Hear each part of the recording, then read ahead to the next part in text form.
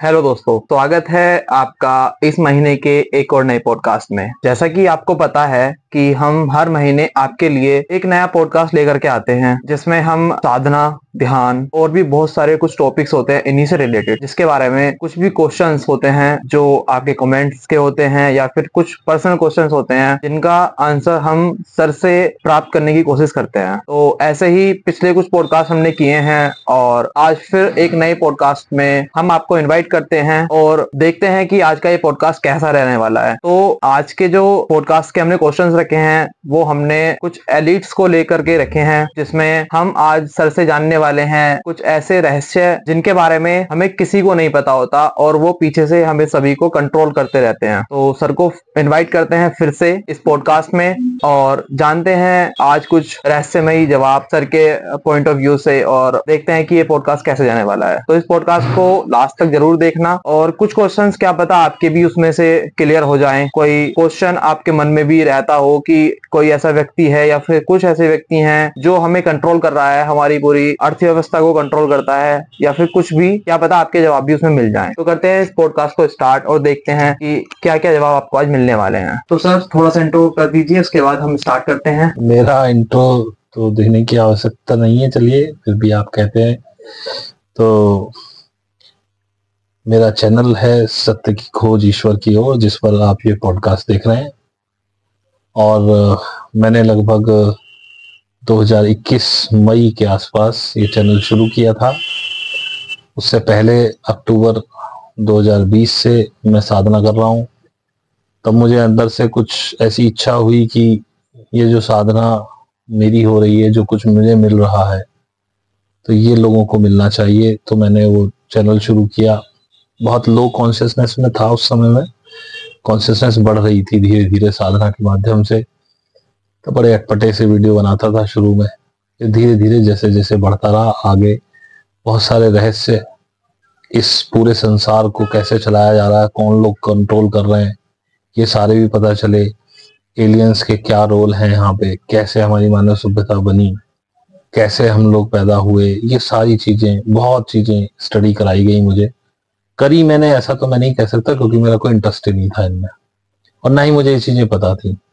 मैं यूट्यूब देखता रहता था, भला हो इसका लॉकडाउन का समय बहुत था, यूट्यूब देखते रहते थे, उसी में सजेशन आते रहते थे और पता नहीं मैंने कभी वो लोग चीजें सर्च नहीं की, और अचानक से मुझे लगता था कि मुझे देखना चाहिए। और देखते देखते बहुत चीजें मैंने जानी। फिर बहुत सारी किताबें, मेरे को पढ़ने का शौक हुआ, बहुत सारी किताबें मैंने पढ़ी, उनमें भी बहुत कुछ मुझे मिला।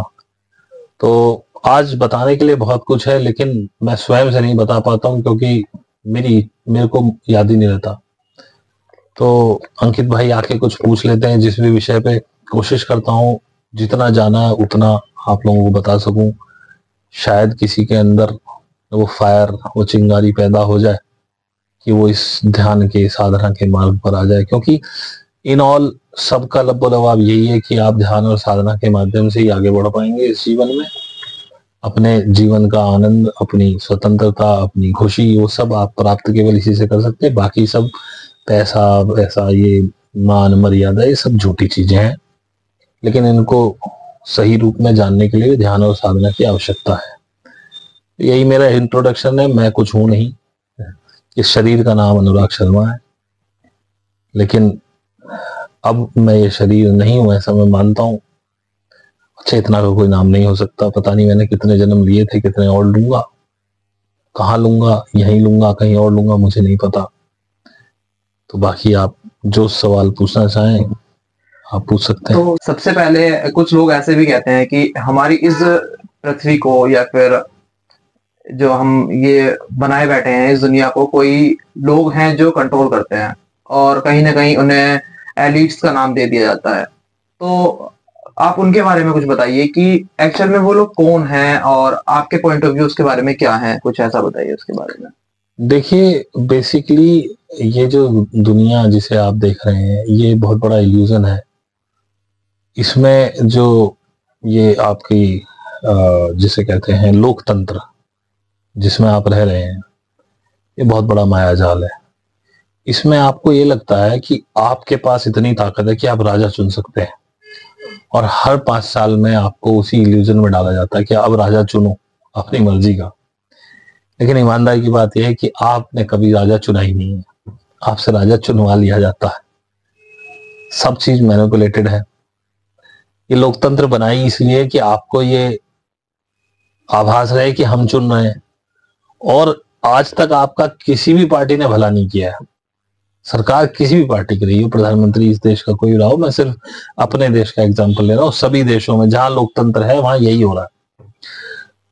तो पार्टी की किसी की भी बनी हो, वो 5 साल कोई भी पार्टी की सरकार से आप इतने खुश नहीं हुए हैं कि आप फिर दोबारा करें, बहुत बढ़िया काम किया इसने, आगे फिर करते हैं, सिवाय नेहरू के। क्योंकि नेहरू से भी वो इल्यूजन ही था आपकी खुशी का, क्योंकि तभी तभी हमें आजादी मिली थी और नेहरू के पास करने के लिए बहुत कुछ था, भूखे नंगे थे हम, और वो जो भी कुछ कर रहा था वो पॉजिटिव ही था।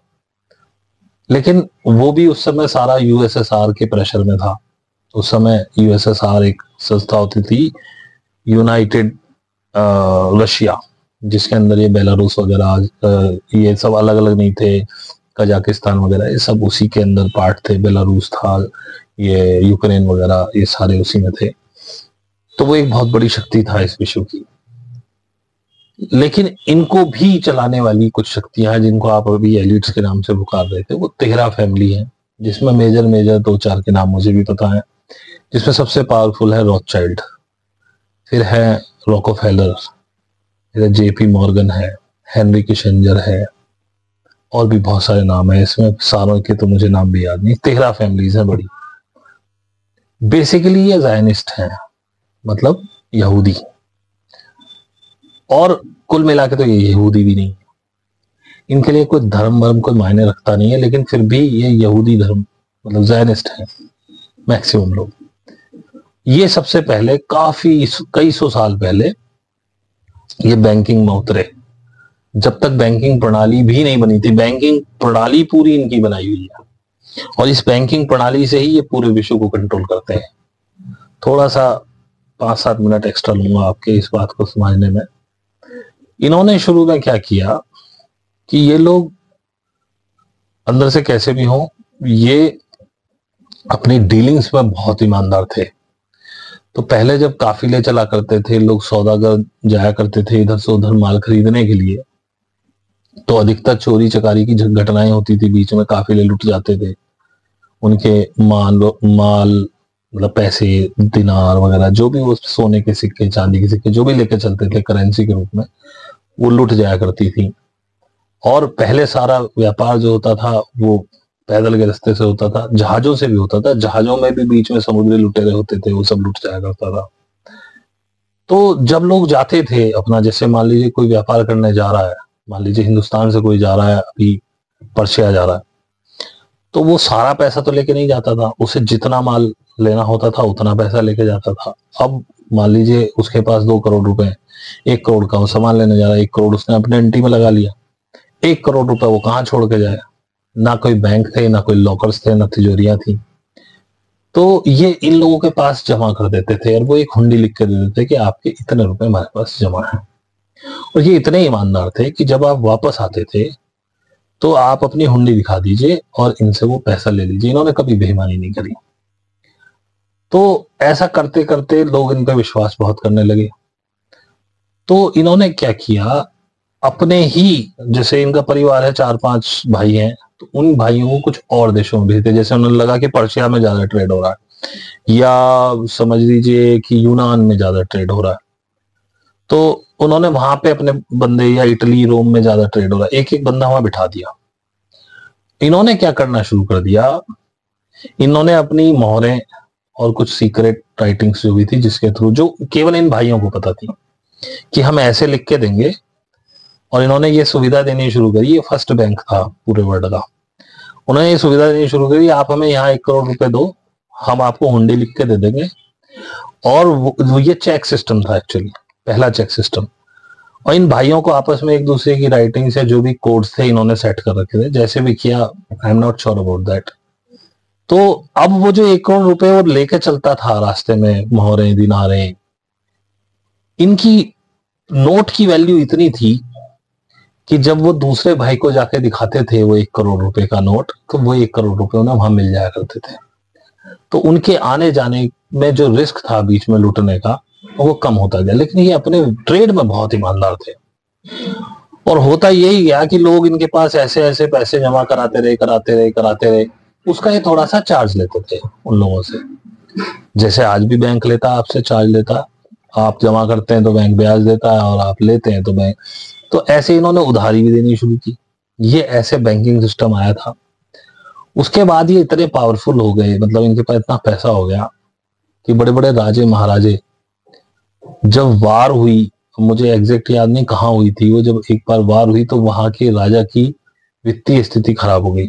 उसके पास अपने सिपाहियों को भी क्योंकि सैलरी देनी पड़ती थी, वो देने के लिए भी पैसा नहीं था, हथियार खरीदने के लिए पैसा नहीं था। तो वो इनके पास गया, इनसे कहा कि भाई हमें पैसा उधार दे दो। उन्होंने कहा ठीक है राजा, दे देंगे, क्या गिरवी रखते हो। ट्रेड के मामले में बहुत सख्त थे, अपने नियम कानून पक्के थे इनके। तो जो भी उसने गिरवी रखा, महल रखा हो, कुछ भी, आई डोंट नो, तो उसके बदले में उसे पैसा दे दिया। वो मतलब जंग जीत गया। उसके बाद इन्होंने पैसा भी वापस दिया इनको, और खुश होकर कुछ और भी दिया। अब इनको समझ में आया कि असली पैसा तो वार में है। बैंकिंग सिस्टम इनका चालू ही था। अब इन्होंने क्या किया, जबरदस्ती, जैसे एक दूसरे राजा के पास चले गए कि हम तुम्हें फंड कर रहे हैं, पैसा हमसे लो। उस जमाने में मेन काम जो हुआ करता था अधिकतर लोगों का, वो कृषि या कोई व्यापार नहीं हुआ करता था। लोग लड़ने में ज्यादा इच्छुक रहते थे, खासकर मिडिल ईस्ट वगैरह के लोग, यूनान वगैरह के लोग लड़ने के पैसे लेते थे। सैनिक भाड़े पे मिलते थे, आप कहीं से भी डच सैनिक ले सकते थे, तुर्की के ले सकते थे। ये बेसिकली लड़ाका कौम है, तो उनको पैसे में आते थे। उसे पैसा मिल गया, उसने सैनिक भर्ती कर लिए, बहुत सारे हथियार खरीद लिए, उसने कर दी चढ़ाई। अब दूसरा राजा जब नीचान में आता था, वो इन्हीं से पैसे लेता था। अब ये ट्रेड इस तरह के करते थे कि ठीक है भाई, हम तुम्हें पैसा तो दे देंगे, पर जीतने के बाद हमें क्या मिलेगा। अगर तुम जीत गए और तुम हार गए तो हमारा नुकसान कौन भरेगा। तो जीतने के बदले में उनसे बहुत कुछ फेवर ले लिया करते थे, ट्रेड का अधिकार, या वो ये टोटली ट्रेड में रहे। इन्होंने कभी नहीं जमीन जायदादें बनाने की कोशिश करी। आज भी अगर इनके नाम, वो जो कौन सी मैगजीन है, फोर्ब्स की लिस्ट है कौन सी है, अगर उसमें लिख दिए जाए तो अंबानी, अडानी, या जो विश्व का सबसे बड़ा जेफ बेजोस है, इनके तो नाम ही नहीं दिखेंगे आपको कहीं लिस्ट में। इतने पैसे हैं इनके पास। ये जो जितने भी रिजर्व बैंक आपके चल रहे हैं किसी भी देश में, चाहे रिजर्व बैंक ऑफ इंडिया हो, रिजर्व बैंक, चाहे फेडरल रिजर्व हो यूएसए का, वो गवर्नमेंट के नहीं है, सारे रॉकफेलर फैमिली के हैं। लगाओ अंदाजा आप इससे कि कितना पैसा है इनके पास। ये जो रिजर्व बैंक ऑफ इंडिया की आप बात करते हैं, ये भारत का बैंक नहीं, ये रॉकफेलर का है, प्राइवेट संस्था है। क्योंकि पैसे का काम तो सारा इन्होंने अपने पास ही रखा है, ऐसे ये कंट्रोल करते हैं। इनके लिए 1 करोड़ 2 करोड़ लोग मरवाने कोई बड़ी बात नहीं है। फार्मा लॉबी सारी इनसे कनेक्ट है। ये पहले दवा तैयार करते हैं, उसके बाद बीमारी तैयार करते हैं, फिर आपको ऐड देने शुरू करते हैं ताकि आप उस बीमारी को खरीदें। उस चीज को खरीदने से वो बीमारी आए, फिर तो इनकी दवा बिके। जैसे कि मैं उदाहरण दूं आपको, 1900 सेकंड वर्ल्ड वॉर से पहले की बात है, सन मुझे एग्जैक्टली याद नहीं।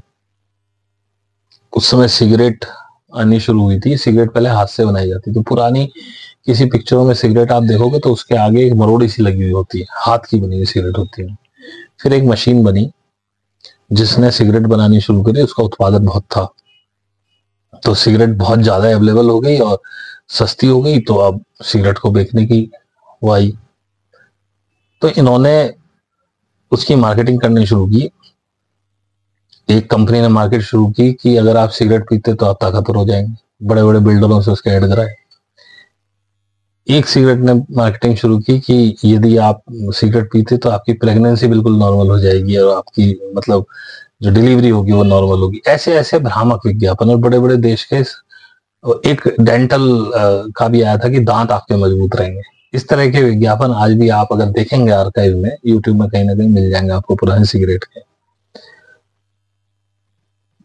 जैसे कि बहुत नया स्कैम मैं आपको बताऊं, आरओ से तो आप सभी परिचित हैं। पहले दवाइयां बनाई गई, फिर ये देखा गया कि मानव शरीर में इन चीजों की कमी कैसे होगी। तब आरओ की इजाद हुई कि भाई ये तो फिल्टर ऐसा है, तो केवल H2O को छोड़ के कुछ छोड़ेगा ही नहीं, क्योंकि पानी का मॉलिक्यूल सबसे छोटा है। तो वो मेम्ब्रेन उसमें इतनी बारीक लगाई जाती है कि वो पानी को छोड़ के सब छान देता है। लेकिन पानी केवल पानी थोड़ी शरीर की जरूरत है, पानी में सोडियम है, मैग्नीशियम है, बहुत सारे मिनरल्स हैं, वो भी आते हैं, कैल्शियम है, वो सबको छान देता है। और आपको ऐड कराने लगे आरओ का। आरओ का ऐड कराने के बाद जब आपने आरओ का वो पानी पिया 8-10 साल, 2-4-5 साल में आपको प्रॉब्लम घुटने की, अर्थराइटिस की, स्पॉन्डिलाइटिस की, घुटने का ग्रीस खत्म हो जाना, पेट में प्रॉब्लम, ये सारी आपको आरओ के वाटर ने ये सारी चीजें दे दी। अब उनकी दवाइयां बिकने लगी। वहां से पैसा किसके पास जाता है? वो भी रोकफेलर, रॉकचाइल्ड, जेपी मॉर्गन आदि बैंकिंग सिस्टम सारे इनके जेपी मॉर्गन वगैरह के हैं। जेपी मॉर्गन इटसेल्फ एक बहुत बड़ा बैंक है यूएस का, मॉर्गन एंड स्टैनली करके कुछ ऐसी ही है, या शायद JP Morgan, Morgan and Stanley भी उन्हीं की फर्म है। जैसे टाइटैनिक आपको याद हो, टाइटैनिक लोग कहते हैं कि आइसबर्ग टकराने से टूट गया था, ये झूठ है। टाइटैनिक एक सोचा समझा हादसा था, क्योंकि उसमें एक सीनेटर सफर कर रहा था जो कि इन लोगों को प्रॉब्लम कर रहा था, इनकी कुछ नीतियां लागू नहीं होने दे रहा था। उसको मरवाने के लिए पूरा टाइटैनिक डुबो दिया गया। तो इस तरह के बहुत सारे कांड हैं। और सबसे बड़ी बात, ये आपकी राजा चुनने को भी ये अपने हाथ में रखते हैं।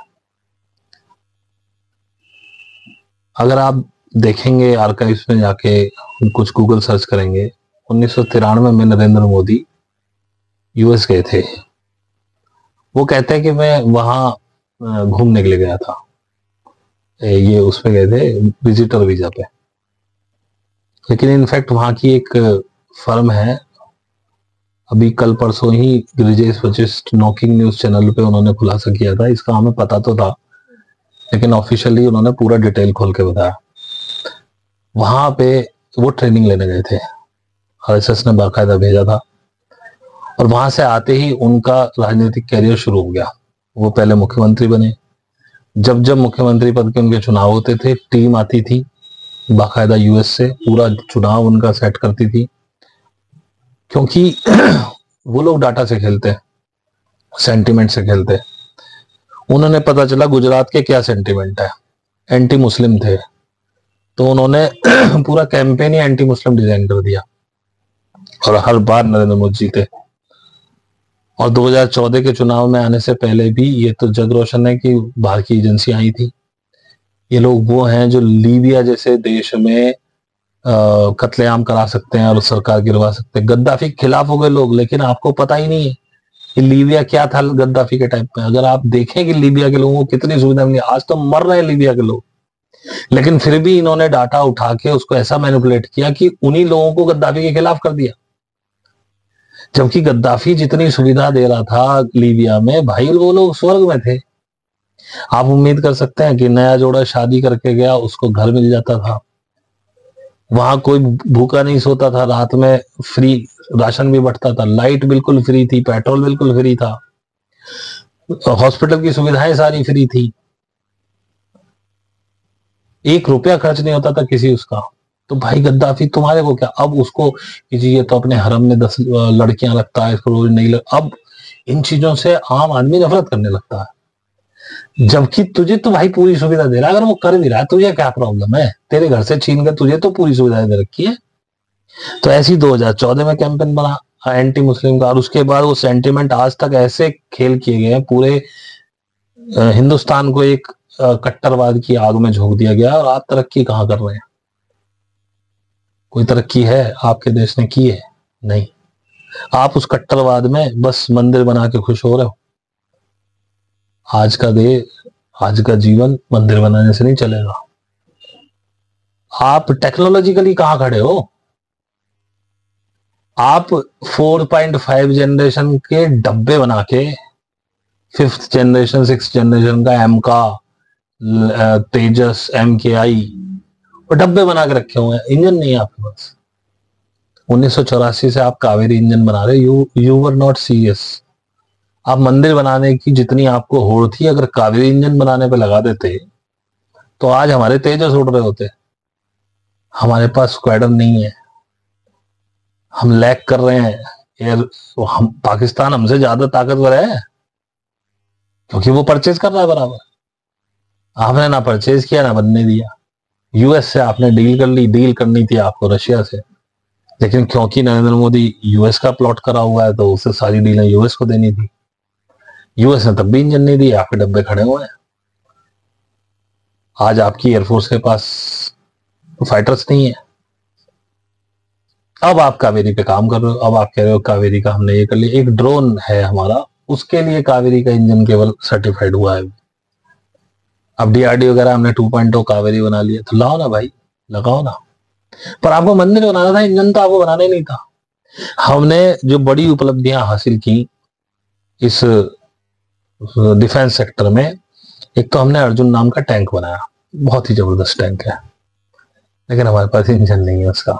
जर्मनी से इंजन लाते हैं। हमसे इतने सालों में हम अभी तक इंजन नहीं बना पाए टैंक का।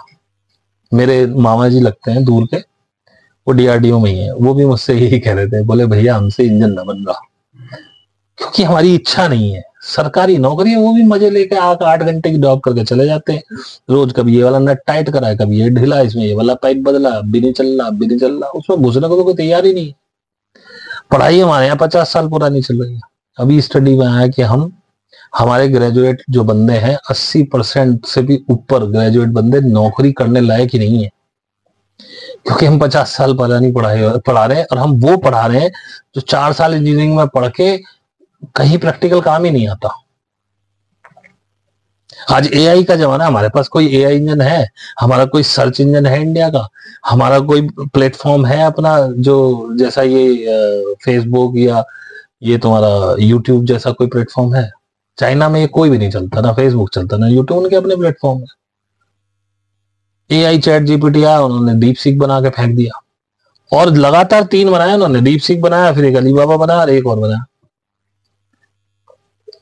हमारा कोई एआई टूल हो तो बता दो। कभी बिल गेट्स के साथ जो एआई पे बात हुई थी हमारे प्रधानमंत्री की, उसे सुनना, सिर पिट लोगे। आपकी आदमी क्या करा, वो पूछ रहा है एआई, बोले आई हमारे यहाँ जो है माँ को कहते हैं महाराष्ट्र में, तो ए आई ओ आई करके हम बात करते हैं माँ से। ये हमारे प्रधानमंत्री कह रहे बिल गेट्स के सामने एआई पे। शर्म से डूब के मर जाना चाहिए हमको। लेकिन हमने मंदिर बनाने के लिए वोट दी थी भाई, हमारे प्रायोरिटी सेट थी, मंदिर बना दिया उसने। तो खैर ये बात कहीं और चलेगी। बात ये थी कि एलिट्स कैसे कंट्रोल करते हैं। तो ये जो सेंटिमेंट्स आए, ये कट्टरवाद कहां से आया? फेसबुक से आया, व्हाट्सएप से आया। आपको जानकारी हो तो उस समय जियो की सर्विसेज चल रही थी, वो भी फ्री इंटरनेट बांट रहा था, और ये सब 2014 के आसपास का ही खेल है। उस फ्री इंटरनेट के चक्कर में लोगों ने 3G मोबाइल ले लिए और जियो की सिम खरीदी, और उस पर व्हाट्सएप चला दबा के। व्हाट्सएप में यही कंटेंट परोसा जा रहा था, अब्दुल ये कर रहा है, अब्दुल वो कर रहा है, थूक जिहाद चल रहा था, लब जिहाद चल रहा था, और पता नहीं कितनी स्टोरीज चल रही थी नेहरू के खिलाफ, इंदिरा के खिलाफ। किसी ने दिमाग नहीं लगाया कि यार गूगल करके देखते तो है ये स्टोरी सही भी है कि गलत है।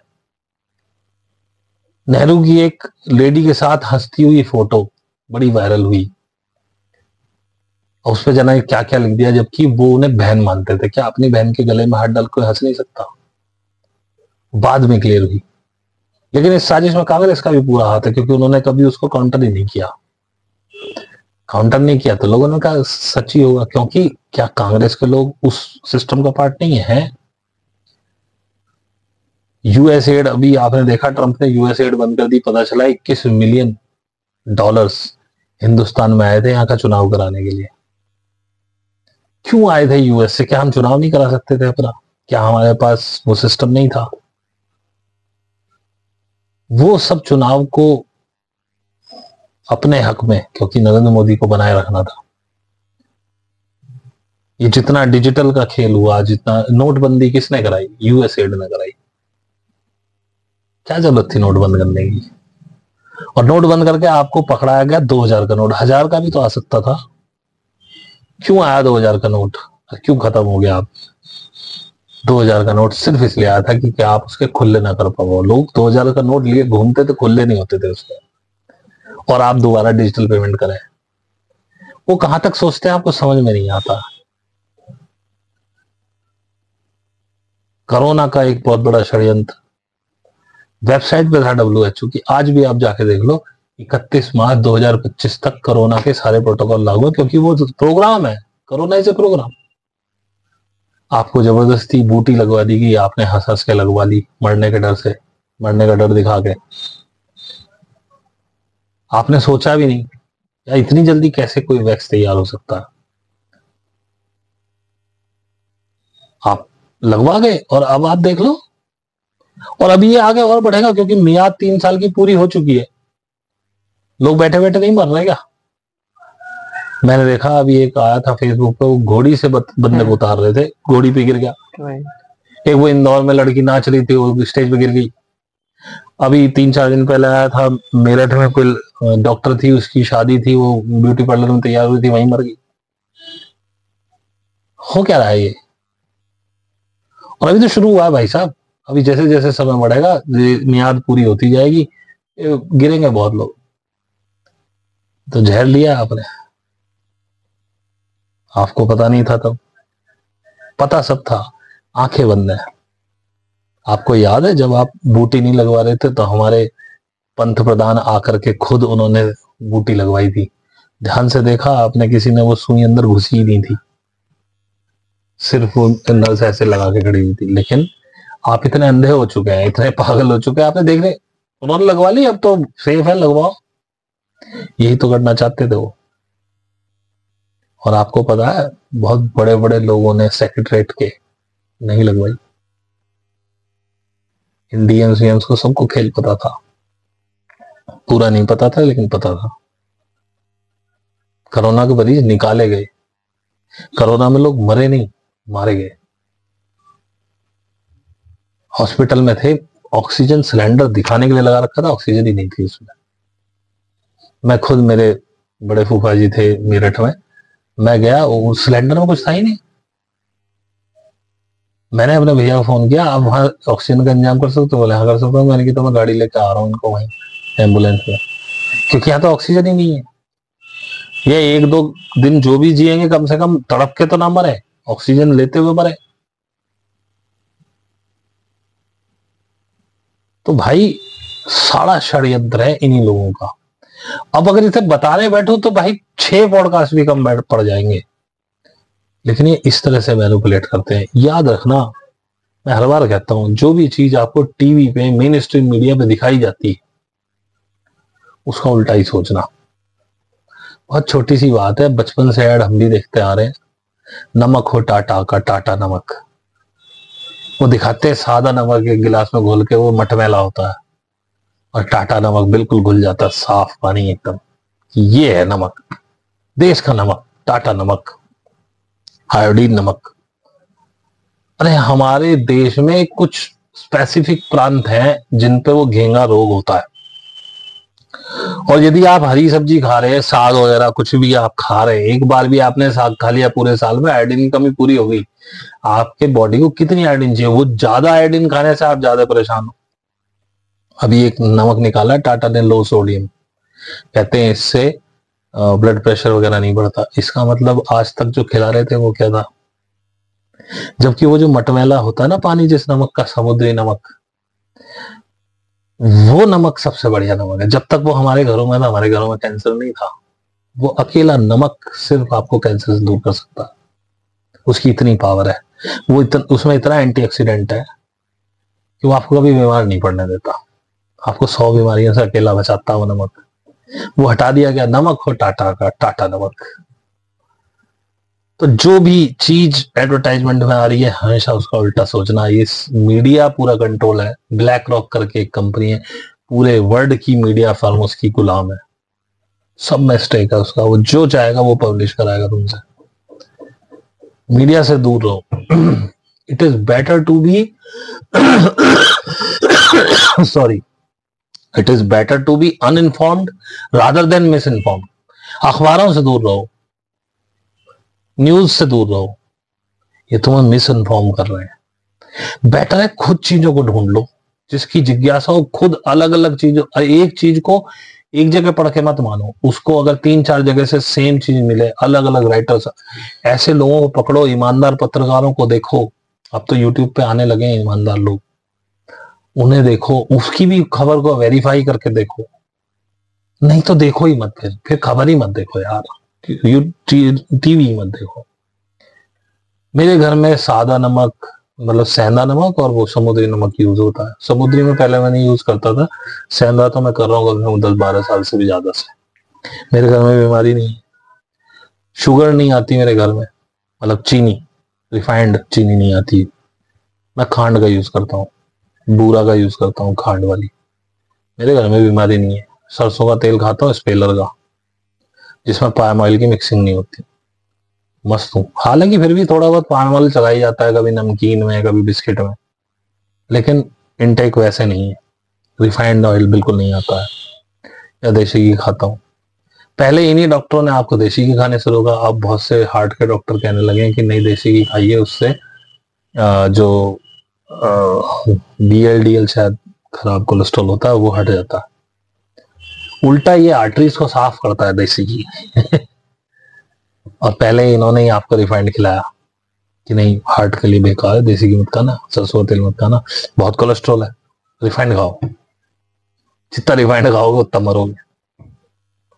ऐसे बहुत सारी चीजें हैं। बस लास्ट में एक चीज और बोल के खत्म करूंगा इस बात को, क्योंकि इस पे मैं अंतहीन बोल सकता हूँ, आप बोर हो जाएंगे सुनते सुनते। अभी आप कभी देखना कि सन 2000 में, जो अगर कहीं से मिल जाए आपको, जो शुगर कंटेंट है ब्लड के, जो शुगर टेस्ट कराते हैं आप, वो एम्प्टी स्टोमक और खाने के बाद की क्या क्राइटेरिया थे और आज क्या है। मुझे पता है 5 साल पहले वो शायद 90 कर दी थी भरे पेट की, नहीं फास्टिंग, मुझे असलियत में याद नहीं, शायद वो, हाँ शायद वो है, भरे पेट वाली है, जो कि सन 2000 में 140 थी और अब 80 हो गई है। भैया 80 तो शायद नॉर्मल आदमी की भी आप टेस्ट करोगे तो 85-90 निकल जाएगी। तो इसका मतलब हर व्यक्ति शुगर का मरीज है। जब 140 थी ना, तो 140 से एकदम से 90 नहीं आई, उन्होंने 140 से 120 करी थी पहले। तो उन्होंने देखा एक झटके में उनके लाखों मरीज बढ़ गए शुगर के। और आपको मारता आपका डर। आप गए, उसने शुगर की टेस्टिंग कर दी और फिर अरे आपको तो शुगर है, अरे डॉक्टर साहब शुगर है, अब भाई ये मत खाना वो मत खाना, ये मेटफॉर्मिन की दवाई शुरू कर दो। मेटफॉर्मिन एक ऐसा ड्रग है, उसे आपने एक हफ्ते ले लिया, अगले हफ्ते आप बिना लिए रह नहीं सकते, आपके शरीर में कुलकुलाहट होने लगी। और वही मेटफॉर्मिन आपको हाई ब्लड प्रेशर, कैंसर तक और हार्ट डिजीज तक लेके जाता है। या तो हार्ट पे ले जाएगा या कैंसर पे ले जाएगा। कर दिया उन्होंने खेल। होने तो उन्हें क्या, तो कसाई बैठे हुए हैं डॉक्टरों के रूप में। अब 120 से फिर 100 हुई, फिर लाखों मरीज बढ़ गए। आज तो, आज के क्राइटेरिया के हिसाब से तो मैं तो आज तक गया नहीं टेस्ट कराने। मेरे यहाँ एक बार ऑफिस में लगा था कैंप की, फ्री हो रहा है लगाना। मैं भाई साहब, जब मेरे शरीर में कोई प्रॉब्लम ही नहीं है, मैं क्यों लगाऊं, बिना मतलब दिमाग खराब करूं अपना।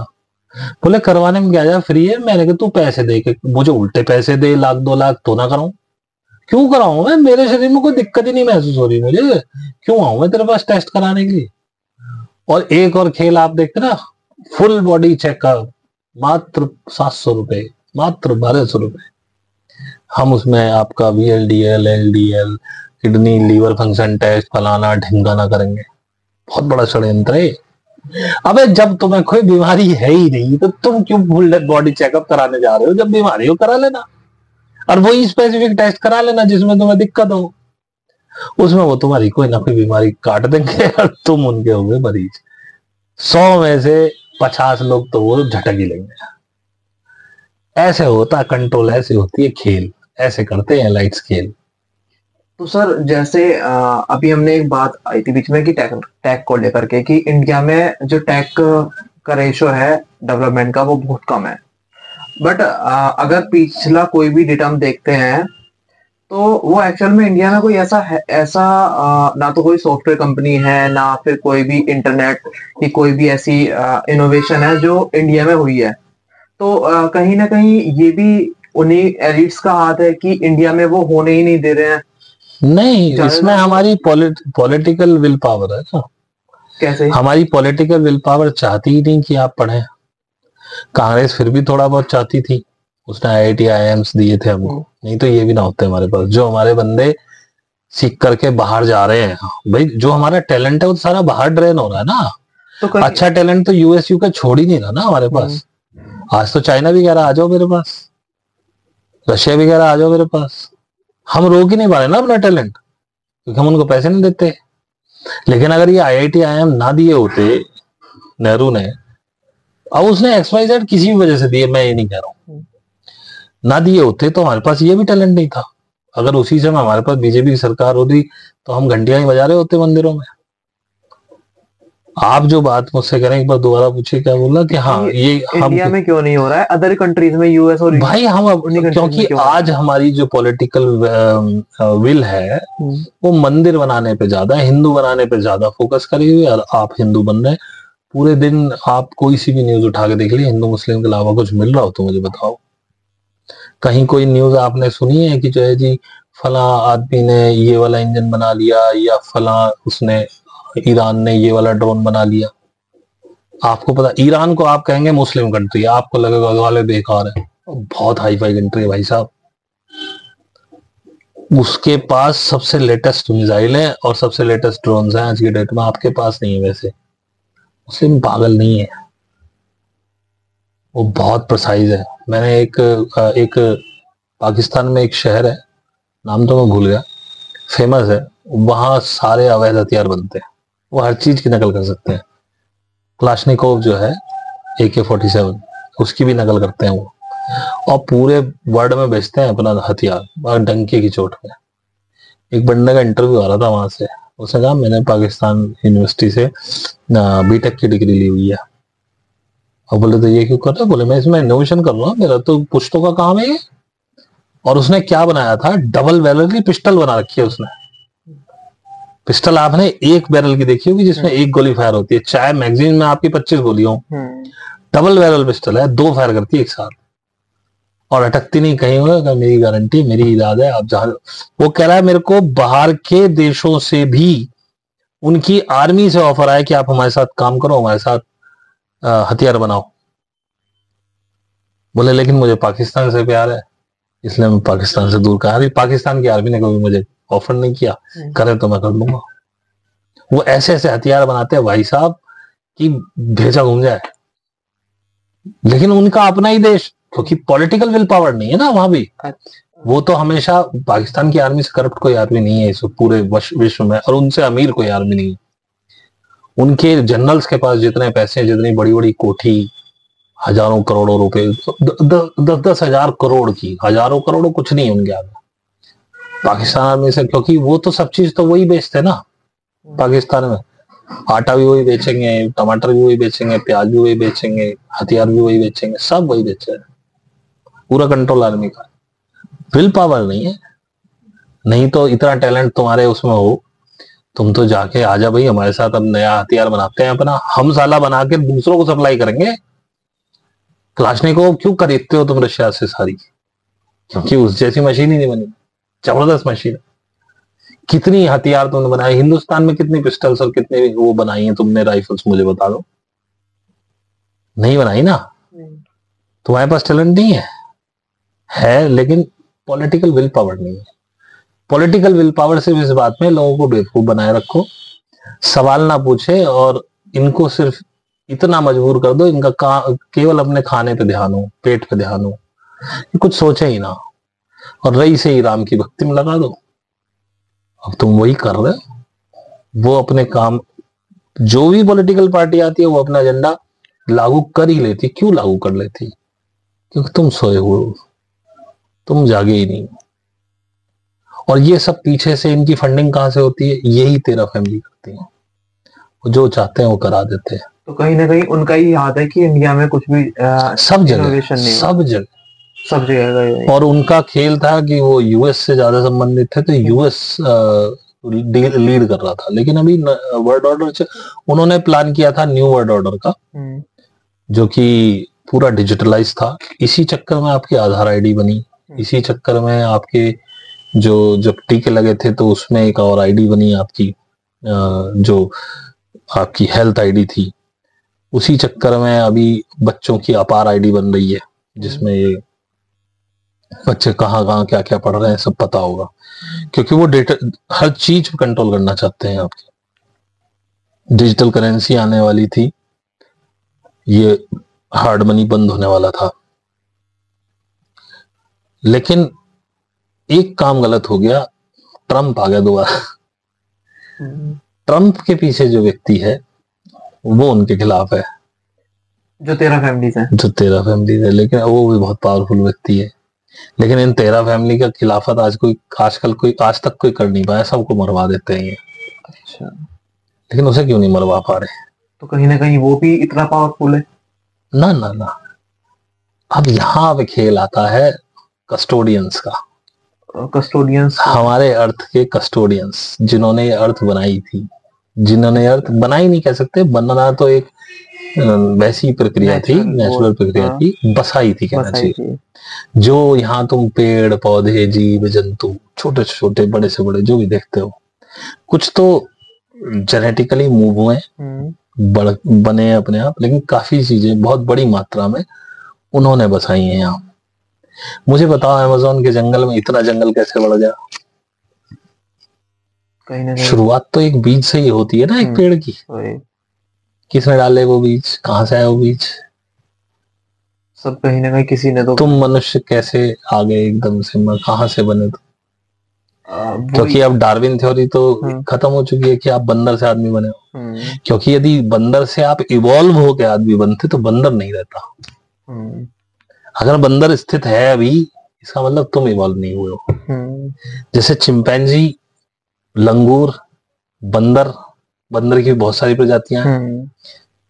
ये हैं एक कैटेगरी के लोग, मैमल्स हैं, लेकिन कोई भी प्रजाति खत्म नहीं हुई। इसका मतलब वो चिंपैंजी ना तो बंदर से इवॉल्व हुआ है, ना बंदर चिंपैंजी से इवॉल्व हुआ है। नहीं तो एक प्रजाति ही रहती है अगर इवॉल्व होते हैं, क्योंकि जेनेटिकली वो चेंज धीरे धीरे होते हैं, वो पूरी प्रजाति चेंज हो जाती है। ऐसा नहीं हो सकता कि बंदर भी रहे और उसमें से एक स्पीसीज निकल के आदमी बन जाए, तो डार्विन थ्योरी तो फेल है। कहाँ से आए फिर तुम? किसी ने तो प्लांट किया, हम यहाँ एज इट इज ही लाए गए थे। तो कहीं फिर एलियंस में आते हैं। देखिए, एलियंस का शब्द का अर्थ समझिए, इनको एक्स्ट्रा टेरिटोरियल भी बोला जाता है, ईटीज। हमारी एक टेरिटरी है अर्थ, हम अर्थ से बाहर नहीं जा सकते। जाते हैं वो अपना वो शिप विप लेके, लेकिन उसमें भी पूरा ऑक्सीजन का सिस्टम होता है। मतलब हम नॉर्मली किसी और प्लेनेट पे नहीं जा सकते। हमारी टेरिटरी ये अर्थ, इस टेरिटरी से बाहर के भी जो व्यक्ति हैं सारे एक्स्ट्रा टेरिटोरियल्स है, और वही एलियन है। और वो किसी और प्लेनेट्स के थे, बहुत ऊंची सभ्यताएं हैं वहां पर। उन्होंने जब ये अर्थ का प्लेनेट देखा, बड़ा सुंदर प्लेनेट था, इस पे बड़ा अच्छा, बहुत खूबसूरत, मतलब earth is one of the beautiful planet है, आपको कहना चाहिए। मतलब ऐसे प्लेनेट बहुत रेयर देखने को मिलते, बहुत रेयर। तो तब उन्होंने एक तरह से इसको बनाया था अपनी पिकनिक के लिए। ये जो डिजाइन हुआ था शुरुआत में ऐसे हुआ था कि एक पिकनिक स्पॉट की तरह, कि लोग दूसरे ग्रहों से आएंगे और यहाँ पे महीना 2 महीना 4 महीना जितने महीने रहना चाहे रह के अपना खुश होकर निकल जाएंगे। लेकिन कालांतर में इसमें बहुत सारी नेगेटिव फोर्सेस आई, क्योंकि जब कस्टोडियंस यहाँ बना के चले गए, हम लोगों को सबको बसा के, हम बहुत बेसिक थे, हमें बहुत ज्यादा नॉलेज नहीं थी, तो हम आग वाग भी जलाना उन्हीं लोगों ने हमें सिखाया, मांस वांस पका के कैसे खाते हैं, क्या क्या फसलें हम उगा सकते हैं, उसको कैसे आटा बना के रोटी बना सकते हैं, ये सब सिखाया गया हमको, हमें कुछ नहीं पता। कुछ लोगों को और भेजा गया था हमें और एडवांस चीजें सिखाने के लिए, उनमें कुछ नेगेटिव फोर्सेस आई, जैसे अनुनाकीज आए। सबसे पहले नागाज आए थे। नागाज बहुत अच्छे लोग थे, शेप शिफ्टर्स थे। नाग बन के इसलिए रहते थे क्योंकि हम लोग नागों से डरते थे, हम आज भी सांपों से डरते हैं। तो वो चाहते थे कि हमको डिस्टर्ब ना करें। वो समय समय पर आते थे, अपना ज्ञान देकर निकल जाते थे। फिर आए अनुनाकीज। अनुनाकीज ने बहुत डिस्टर्ब किया हमको। वहां से ही नेगेटिव ब्लड शुरू हुआ, वहीं से ही कंट्रोल करने की आदत हुई। और ये जो 13 फैमिलीज हैं, ये कहीं ना कहीं उन अनुनाकीज से ही बिलोंग करती हैं, उन्हीं की ब्लड लाइन है। और इनके अंदर ये कहानी है कि ये लोग कहीं बाहर शादी ही नहीं करते हैं। जैसे रॉथचाइल्ड्स हैं, तो रॉथचाइल्ड अपने ही कजिन्स, अपनी भाई बहनों से शादी कर लेते हैं। ये कहते हैं कि हमारा कोई सीक्रेट बाहर नहीं जाना चाहिए। और वो आज भी ये मानते हैं कि we are the finest blood of the earth, और ये अर्थ पूरी हमारी है, इस पर हमारा कंट्रोल रहेगा। सिर्फ दिमाग की सोच है और कुछ नहीं है। तो फिर ये जो फैमिलीज हैं, ये कहाँ पे है, कहाँ स्टे करती है, ऐसा कुछ? सब यही रहती है। अभी मुकेश अंबानी के लड़की की शादी में आया थे रॉथचाइल्ड फैमिली से एक कपल। तो फिर ऐसा किसी को ये फेम में क्यों नहीं, जैसा इलोन मस्क को हम सब जानते हैं या फिर नहीं जानते, पर ऐसा फेम में क्यों नहीं है ये? भाई उनकी तो पूरी अर्थ है, उन्हें जरूरत क्या फेम करने की। यदि तुम भगवान हो, समझो, यदि तुम भगवान हो, परमात्मा हो, तो तुम तो दूसरों, अच्छा चलिए, अच्छा चल भाई इसे राजा बना दो। उसे पता है राजा तो तेरे चरणों में पड़ा ही हुआ है, मालिक तो तू ही है, तू जो चाहेगा वो करवा लेगा, तुझे राजा बनने की क्या जरूरत है। ये तो कहीं इनके तो आज से 10 साल पहले तुमने नाम भी नहीं सुने थे। ये तो अब इंफॉर्मेशन लीक होनी शुरू हुई है, क्योंकि जैसा कि मैंने अपने पिछले वीडियो में बताया कि ये सभ्यता अब बदलने वाली है, सभ्यता का अंत है। जो ये 13 फैमिली वाली है? नहीं, पूरी सभ्यता जो पृथ्वी पे आज की डेट में सभ्यता है, वो अपने निचले स्तर पे पहुंच चुकी है। अब इसके आगे सिर्फ इतना बाकी है, अगर 5-7 साल और तुम्हें ऐसी खाली छोड़ दिया जाए तो बस तुम एक दूसरे की हत्या करने लगोगे। यही बचा है। अब इतना कट्टरिज्म आ चुका है, अब कुछ बचा नहीं है सभ्यता में, खत्म हो चुकी है सभ्यता। तो रीसेट होगा। रीसेट प्लान पहले से ही कर लिया गया। आज से 70-80 साल पहले लोग यहाँ प्लांट होने शुरू हो गए नए सभ्यता के। ये सब मार दिए जाएंगे, वही लोग बचेंगे, और फिर एक नई सभ्यता बनेगी जो थोड़ी ऊंची थिंकिंग वाली होगी। तो तब भी वो फैमिलीज कंट्रोल करेंगी? ना, ये सब मर जाएंगे। अब फिर नहीं आएंगे? मर जाने चाहिए, ऐसी मेरी इंफॉर्मेशन है कि ये लोग सब मर जाने चाहिए।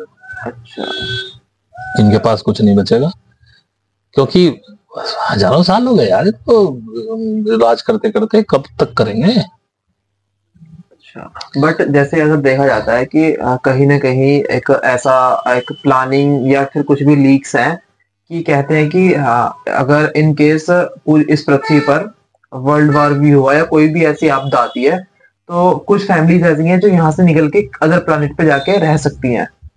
भाई हो सकता है, ये हो भी, हमें क्या कह सकते हैं, हम इसमें कुछ नहीं कह सकते। अच्छा, लेकिन जो जो हमें बताया गया है, वो हमें ये बताया गया है कि ये सभ्यता अपने निचले स्तर को प्राप्त कर चुकी है। 2012 में ये सब खत्म होना था, लेकिन 2012 तक इन एलिट्स के साथ जो भी उनका कॉन्ट्रैक्ट था, इन एलिट्स ने आपको टेक्नोलॉजी ही नहीं दी। 2012 में आपने 4G 5G AI के बारे में कुछ सुना था? नहीं, तो उस टाइम पे नहीं। रोबोटिक्स जानते थे आप कि रोबोट्स बनने, कुत्ते बनने, रोबोटिक्स सर्विलांस के एक से एक बेहतरीन रोबोट बन गए। ड्राइवरलेस कार के बारे में सोचा था आपने 2012 में? उस टाइम पे नहीं था वो ये सब चीजें। और इनके बिना नई सभ्यता आ नहीं सकती, क्योंकि नई, देखिए, जब तक सभ्यता केवल अपने पेट पालने के लिए काम करेगी, वो कहीं नहीं जा सकती। नई सभ्यता में पेट पालने की व्यवस्था अपने आप होगी। आपको सिर्फ चीजें खोजनी है और नई चीजें इंप्लीमेंट करनी है, क्योंकि खोज तभी हो सकती है जब आपके पेट की अग्नि शांत होने का जुगाड़ हो जाए। यदि पेट में कुछ नहीं पड़ा, आप अभी कपड़ा, मकान और रोटी के लिए जिद्दोजहद कर रहे हो, आप कुछ नहीं इजाद कर सकते, आप केवल नौकर बन सकते हो। यही हो रहा है इस पूरी सभ्यता में। यहाँ मालिक कोई है ही नहीं। कौन मालिक है बताओ? तुम मालिक हो? नहीं। तुम बेशक अपना काम करते हो, लेकिन हो मालिक?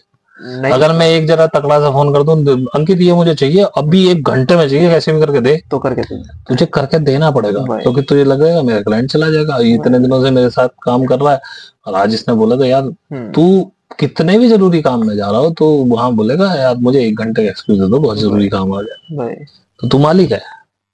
नहीं, कहीं ना कहीं। और अगर तुझे रोटी कपड़ा मकान का संघर्ष ना हो, तो तू बोले देखो भाई साहब ये बकवास होगा मत करो, टाइम से दे दिया करो काम, तो मैं टाइम से दे दूंगा, नहीं बाहर में जाओ तुम। क्योंकि जो बेसिक नीड्स है वो पूरी हो रही, वही पूरी। हाँ। और जब लोग इतने कम हो जाएंगे तो तुम्हें अनाज कौन उगा के देगा? उसके लिए तुम्हें चाहिए एआई। अभी तो एआई ने सिर्फ कदम रखा, अभी 2 साल बाद तुम ये सोचोगे यार वो वाली क्या थी, वो तो कुछ भी नहीं थी, ये है असली। ये तो है। 4 साल बाद तुम ये सोचोगे यार हमने चैट जीपीटी जैसी चूतिया चीज बनाई थी। वो कुछ थी, ये है असली। तो अभी बहुत कुछ चेंज होना है, लेकिन अगली सभ्यता में आप अपने पे काम करोगे, आपको रोटी कपड़ा मकान पे काम नहीं करना पड़ेगा, आप नौकर नहीं रहोगे। अच्छा, और जैसे मानो अब ये एआई आ रहा है तो इसमें भी उन एलिट्स का हाथ है या फिर किसी और? देखो अब ये रोक नहीं सकते, एलिट्स के हाथ से पावर जा चुकी है। अच्छा, तो अब कौन कंट्रोल कर रहा है अगर देखा जाए तो? कस्टोडियंस कंट्रोल कर रहे हैं। मैंने आपसे अभी पीछे सवाल क्या पूछा वही कि ट्रम्प को जो कंट्रोल करता है बंदा, उसको ये क्यों नहीं मार पा रहे? क्योंकि वो कस्टोडियंस कंट्रोल कर रहे हैं, वो कर ही नहीं सकते वो कुछ भी। आपने को ध्यान होगा ट्रम्प के उसमें, ट्रम्प पे गोली चली थी, किसने चलवाई होगी? वो जो फैमिली, क्योंकि वो ट्रम्प को कभी नहीं लाने देना चाहते थे। ट्रम्प ने आते के साथ ही यूएसएड जैसी चीजें बंद कर दी, डब्ल्यूएचओ से अपने आप को हटा लिया, वर्ल्ड ट्रेड ऑर्गेनाइजेशन से आपको पीछे खींच लिया। यही तो सारे टूल्स थे इनके आपको कंट्रोल करने के। डब्ल्यूटीओ से आपको सब कंट्रोल कर डाला उन्होंने, पूरा ट्रेड ग्लोबल कर दिया। अगर एक जगह से आप हिलाओ ट्रेड, पूरी सारे देश ऐसे ऐसे हिलते हैं, क्योंकि सब सेंट्रलाइज कर दिया। और अब भी तो सब सेंट्रलाइजेशन का एक खेल चल रहा है, जो सारी डिजिटल डिजिटल डिजिटल चीजें चल रही है। अब वो उनके क्योंकि एजेंडा में थी, वो चल रही हैं, लेकिन पूरी नहीं होंगी। और ये बात मुझे ट्रम्प के आने से पहले ही बता दी गई थी। ये तो नहीं बताया था कि ट्रम्प ऐसा करेगा, मुझे भी अचंभित हुआ कि ट्रम्प ऐसा कर रहा है, लेकिन मुझे ये बता दिया गया था कि इनके मंसूबे कभी कामयाब नहीं होंगे। There will be no digital currency, currency ऐसी ही चलेगी। रिवॉल्यूशन हो सकती है, करेंसी का नाम चेंज हो सकता है, कुछ भी हो सकता है, लेकिन सीबीडीसी नहीं आएगा। और ये मैंने बोल दिया था। लेकिन प्रमाण मुझे सिर्फ बताया जाता है इतना ही, मेरे को बहुत ज्यादा खुल के नहीं बताते। मुझे तो अब पता लग रहा है कि ट्रम्प के थ्रू हो रहा है। बताओ, ट्रम्प के थ्रू वो सारे ऐसे डिसीजन ले रहा है जिससे अमेरिका को नुकसान होगा। पर ऐसा क्यों कर रहे हैं फिर वो? भाई वर्ल्ड ऑर्डर शिफ्ट करना है चाइना और रशिया की तरफ।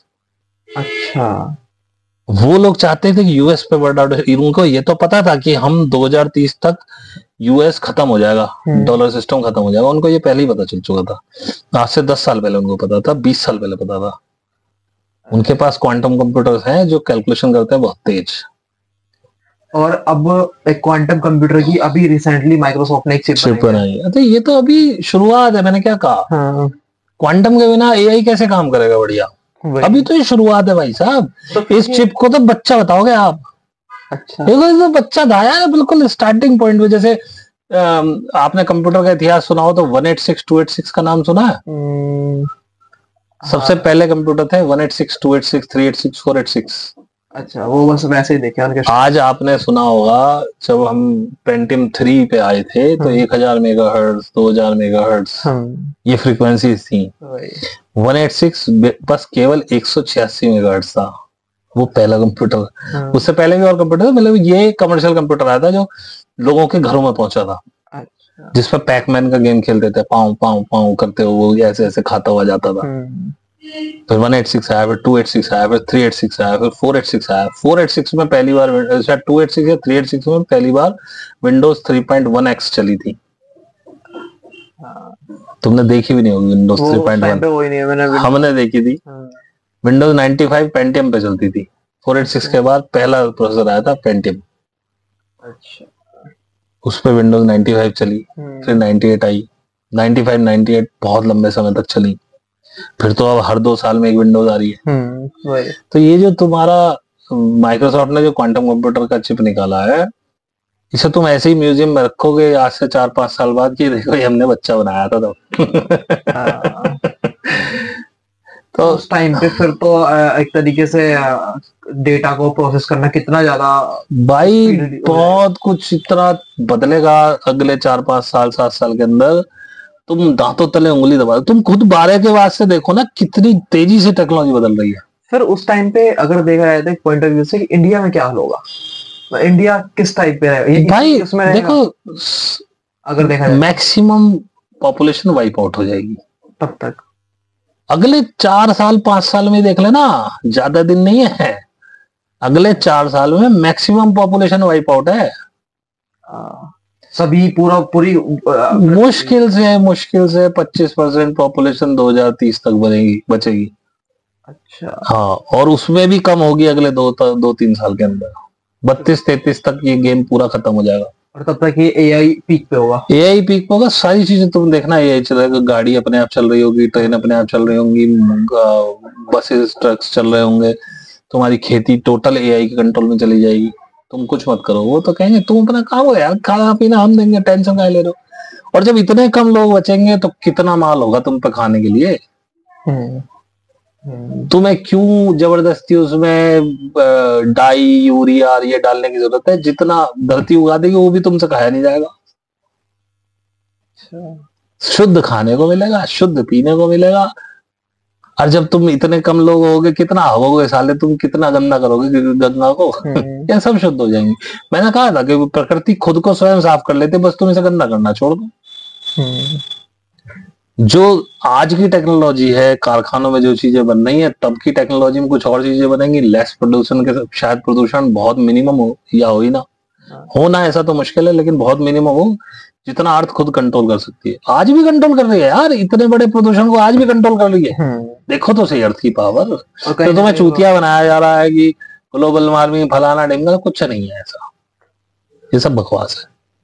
हम जब से 1990 से सुन रहे हैं ओजोन में छेद हो गया, ओजोन में छेद हो गया, मर जाएंगे, कैंसर फलाना ढिमका ना, वो साला छेद ना तो पता ना कहाँ गया है कहाँ बढ़ गया। अब तो बात ही नहीं करता कोई ओजोन के छेद, कोई नहीं बात करता। और वैसे भी अब सब शिफ्ट हो रहे हैं सोलर एनर्जी की तरफ, या फिर और सब पागल है, ये भी खत्म हो जाएगी, ये भी खत्म। तो फिर उस टाइम पे अरे भाई एनर्जी फ्री मिलेगी। आज भी आप फ्री एनर्जी यूज कर सकते हो, सोलर की जरूरत नहीं है। अर्थ में इतनी एनर्जी है, अर्थ से ही एनर्जी निकल सकती है। इनके पास सारी टेक्नोलॉजी देखते नहीं। तो ये टेक्नोलॉजी का खेल क्या था, इस न्यू वर्ल्ड ऑर्डर का ही खेल था कि ये लोग मिडिल ईस्ट को पूरा खत्म करना चाहते थे, कि ये क्रूड ऑयल को खत्म करके, इसीलिए ये इलेक्ट्रिकल व्हीकल ला रहे थे।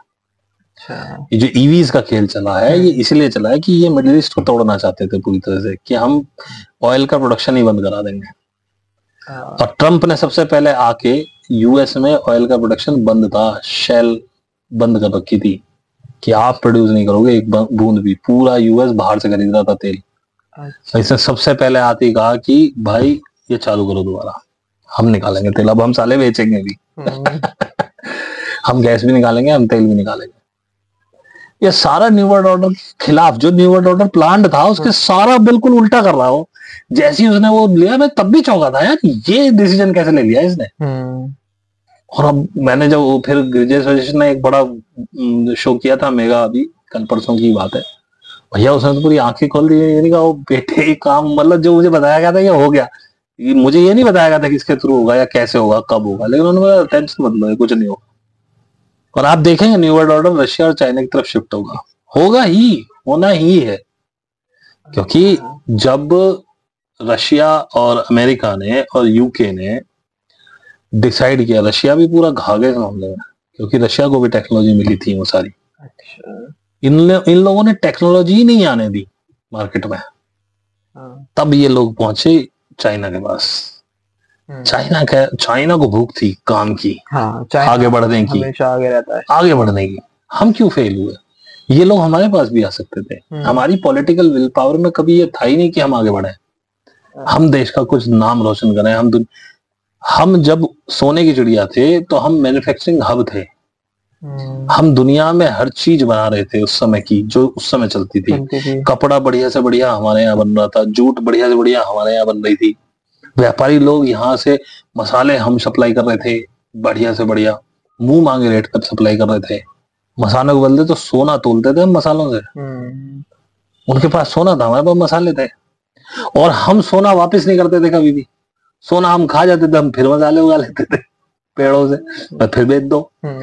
हम कपड़ा बना रहे, कपास हमारी खुद हो रही, सूत काट रहे, महीन से महीन रेशम बना रहे, उसका बढ़िया से बढ़िया उसमें डिजाइन डाल के हाथों से हम साड़ियां वाड़ियां दुपट्टे ये सब बना रहे हैं, थान के थान हम सप्लाई कर रहे हैं, बदले में क्या कर रहे, सोना दे जा।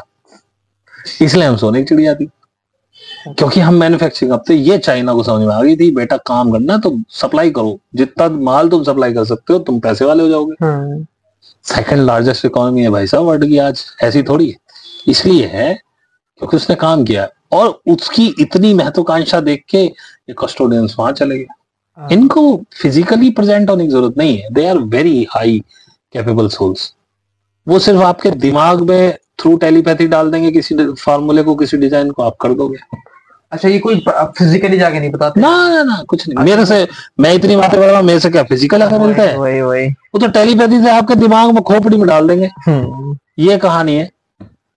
और फिर मैंने कहा ये साला दिमाग में कहाँ से आया मेरे, ये तो मेरे पास था ही नहीं। पर अब यहीं पे एक बात आती है कि ऐसा कैसे पता चले कि लेट्स सपोज किसी के माइंड में वो थॉट्स आए हैं, अब हर दिन। भाई एक बात बताओ, दो चीजें, जैसे मेरा होता है, मैं अपना बताता हूँ। मेरे माइंड में कोई एक थॉट आ गया, कोई चीज आ गई, और मैं ये कह रहा हूँ यार ये तो मुझे पता ही नहीं था, इस पर तो मैंने कभी बात ही नहीं की, मैंने कभी पढ़ा ही नहीं, ये मेरे दिमाग में कैसे आया। फिर मैं उसको सोचता हूँ, फिर मैं उस थॉट की वो निकालता हूँ कि ये सही है कि गलत है, मतलब इसमें कोई लॉजिक भी है इस बात में। और जब मैं उसका लॉजिक देखने बैठता हूँ, लॉजिक साला इतना सटीक है कि तुम उसे काट नहीं सकते। अच्छा, अब ये साला मेरे पास कहाँ से आया? तो ऐसे ही तो फिर मेरा अपनी गाइड से कुछ बात करने का तरीका होता है। फिर मैं उनसे पूछता हूँ कि सही है, तुमने फेंका मेरी तरफ? बोले हाँ। नहीं ठीक है, तो मैं बता देता हूँ फिर उसे। तो और एक आदमी है जो मान लीजिए किसी एआई टेक्नोलॉजी पे काम कर रहा है बनाने के लिए, और वो उसमें दिन रात लगाओ, उसके दिमाग में कोई लॉजिक आ गया अचानक से, और उसने वो अप्लाई कर दिया। वो इतना दिमाग नहीं लगाएगा, क्योंकि मेरे को तो पता है कि साला मैं तो चूती हूँ, मेरे को तो पता ही नहीं था ये कहाँ से आ गया मेरे दिमाग में, तो मेरे को तो पता चल जाता। लेकिन वो तो दिमाग लगा रहा है, दिन रात सोच रहा है, उसके दिमाग में एक लॉजिक फिट हो गया, उसने फटाफट लगाया, वो चल गया। उसे नहीं कभी एहसास होगा कि ये लॉजिक कहाँ से आया था, उसको तो ये बोले मैं सोच रहा था, बन गया लॉजिक। तो ऐसे ही ये काम करते हैं, ऐसे ही काम करते हैं। तभी वो उधर की साइड में अगर देखा जाए तो जैसे चाइना या फिर रशिया, ये जो आप टेक्नोलॉजी भी देख रहे हो ना, अभी हम 2000 की टेक्नोलॉजी तक नहीं पहुंचे हैं, अभी ये 90 के दशक की टेक्नोलॉजी चल रही है जिन्हें आप देख रहे हो अब जो चल रही है। हाँ जी, ये जो मोबाइल है ये 1920-1910 की टेक्नोलॉजी है। अच्छा, जो आप 5G तक आज आ पाए हो, ये मुश्किल से 1990 तक भी आ गए हो तो हम पता नहीं है अभी। यहाँ पे इतनी पुरानी टेक्नोलॉजी है ये। अच्छा, तो कहीं ना कहीं अभी नई टेक्नोलॉजी जो है वो डेवलपिंग मोड में है, हो चुकी है, डेवलप सब कुछ है, अभी अनवेल हो रही है, अब बहुत जल्दी जल्दी अनवेल होंगी, क्योंकि बिना एआई के आप नई उसमें नहीं जा सकते सभ्यता में। और ये अब लगभग रेडी है, अगले 2 साल में काफी कत्लो गारत है, और धीरे धीरे इन 2 सालों में टेक्नोलॉजी एकदम बहुत तेजी से चेंज बूम आने वाला है, बहुत बड़ा। चीजें बहुत जल्दी जल्दी पुरानी है नहीं हो जाएंगी। अब एक मैंने अपनी गाड़ी बेच दी, मैं पता है क्यों नहीं खरीद रहा हूँ गाड़ी? मैं जो भी खरीदूंगा 2032-33 के बाद खरीदूंगा, क्योंकि मुझे नहीं पता तब तक पेट्रोल चलेगा, डीजल चलेगा, बैटरी चलेगी, सोलर चलेगा, कुछ नहीं पता। उड़ने वाली आ जाएंगी, क्या होगा कुछ नहीं पता। सार्वजनिक गाड़ियां होंगी, हो सकता है प्राइवेट हो ही ना, तो मैं काहे को इन्वेस्ट करूं अपने 5-10 लाख रुपए। अभी हमने एक वहां पे गए, हमने भी अभी एक वो वाली बात आई कि टैक्सीज आ गई हैं उड़ने वाली, बैंगलोर में भी वो हुआ है, इनोवेशन हुआ है। तो अभी वो रिसेंटली मैंने यहाँ पे देखी और एक्सपो में, तो इनोवेशन इतनी ऊपर तक पहुंच चुकी है, पर ये बहुत पुरानी टेक्नोलॉजी है जो आप देख रहे हो। तो फिर अब नेक्स्ट लेवल फिर क्या होने वाला? अगर सोच नहीं सकते आप, सोच नहीं सकते आप, आपके बियॉन्ड थिंकिंग है सब कुछ। ये तो फिर भी आप सोच सकते हो, बियॉन्ड थिंकिंग। और जिस समय आप उस नई सभ्यता के अंदर सेटल हो जाओगे, चाहे 2040-45 तक मेरे हिसाब से सेटल हो जाओगे, उसके बाद देखना जब ये एलियंस आपसे मिलने आने लगेंगे, तब देखना खेल आप। तुम अपनी फिजिकल क्षमताएं इतनी डेवलप कर लोगे कि तुम्हें इनकी जरूरत भी नहीं पड़ेगी, एयर टैक्सीज वगैरह की। तुम टेलीपोर्टेशन से खुद ही चले जाओगे कहीं।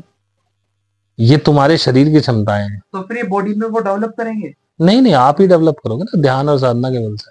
अच्छा, अगर आप रोटी के पानी में लगे रहे तो ध्यान का घंटा करोगे, अब हम कर रहे हैं, बेशक हम ध्यान कर रहे हैं, लेकिन भैया जॉब भी करनी पड़ती है पैसे कमाने के लिए। लेकिन तब जॉब वॉब का लफड़ा नहीं होगा। अब क्या होगा कैसे होगा ये मुझे भी नहीं पता, बस सिर्फ मुझे अंदाजा है कि ऐसा होगा, होगा ही। सख्ताई का तो मेरा, मैं कह देता हूँ सख्ता, जिससे कि कोई ना होगा तो ये ना कहे आप तो ऐसे कह रहे थे लेकिन मुझे पता ऐसा होगा ही। ठीक है। अब मेरे को तो तब, मेरे तो फरिश्तों को भी नहीं पता थी कि सीबीडीसी कैसे लागू नहीं होगी, लेकिन मैंने कही थी तुम बेफिक्र रहो, सीबीडीसी लागू नहीं होगी, क्योंकि मुझे सर्कमस्टांसेस दिख रहे थे और मैंने लॉजिक से सब पकड़ा था हिसाब किताब में। जिस हिसाब से चाइना आगे बढ़ रहा है, ब्रिक्स को जिस हिसाब से बढ़ाया जा रहा है, मुझे लगता है ये डॉलर जाएगा और जाना ही है उसको डाउन पे। डॉलर खत्म हो जाएगा और अगर ब्रिक्स ने चार्ज ले लिया तो वो किसी कीमत पे सीबीडीसी नहीं लाएंगे, क्योंकि उनका प्लान ही नहीं है सीबीडीसी का। और रशिया, चाइना और नॉर्थ कोरिया, ये 3 ऐसे देश हैं जो न्यू वर्ल्ड ऑर्डर से शुरू से ही बाहर थे, क्योंकि उनको पता था ये तुम्हारी बात मानने वाले हैं नहीं। वो उनको आइसोलेशन पे करने के चक्कर में थे, इसीलिए बाइडेन ने यूक्रेन से युद्ध शुरू कराया रशिया को। वो रशिया को तहस नहस करना चाहते थे। इधर ईरान के खिलाफ भी वो लग रहे थे, उधर हमास पे शुरू कराया था उन्होंने कि कैसे ही मतलब इन लोगों को खत्म करें, क्योंकि मिडिल ईस्ट उनका टारगेट है। उनको पता है मिडिल ईस्ट जो है लड़ाकों का शहर, वो है एरिया, वहां शुरू से सब लड़ाके, वो बस मार काट वाले ही आदमी है, उनको समझ में नहीं आता। अफगानिस्तान में देख लो आप, उनकी सरकार बन गई, वापस में लड़ रहे हैं, तो उनके खून में लड़ना भैया, उनको पता ही नहीं हम क्यों लड़ रहे हैं, वो लड़ ही रहे हैं। वो साले 17 साल इन्वेड किया अमेरिका ने, अफगानिस्तान को झुका नहीं पाया, वो तो झुका भी नहीं पाया कोई। ऐसी ईरान है, ईरान को पता नहीं कितने लोगों ने आज तक खत्म करने, पर्शिया था पहले, पर्शिया को कितने लोगों ने खत्म करने की कोशिश करी, आज तक जिंदा है वो, इसे नहीं मार पाओगे। हमास कहाँ, गाजा छोटा सा इतना सा क्षेत्र है बिल्कुल, वो तक नहीं साला। अब इजराइल जैसी कंट्री धबा धब बम मार रही है, खूब हवाई जहाज से बम फेंके, तोप के गोले छोड़ रही है वहां, साले पता नहीं कितने लोग मार डाले उन्होंने, पर साले इन्वेड नहीं कर पाए इतनी सी जगह। क्या है गाजा, कितना सा है, इतना सा है बिल्कुल, इतना सा।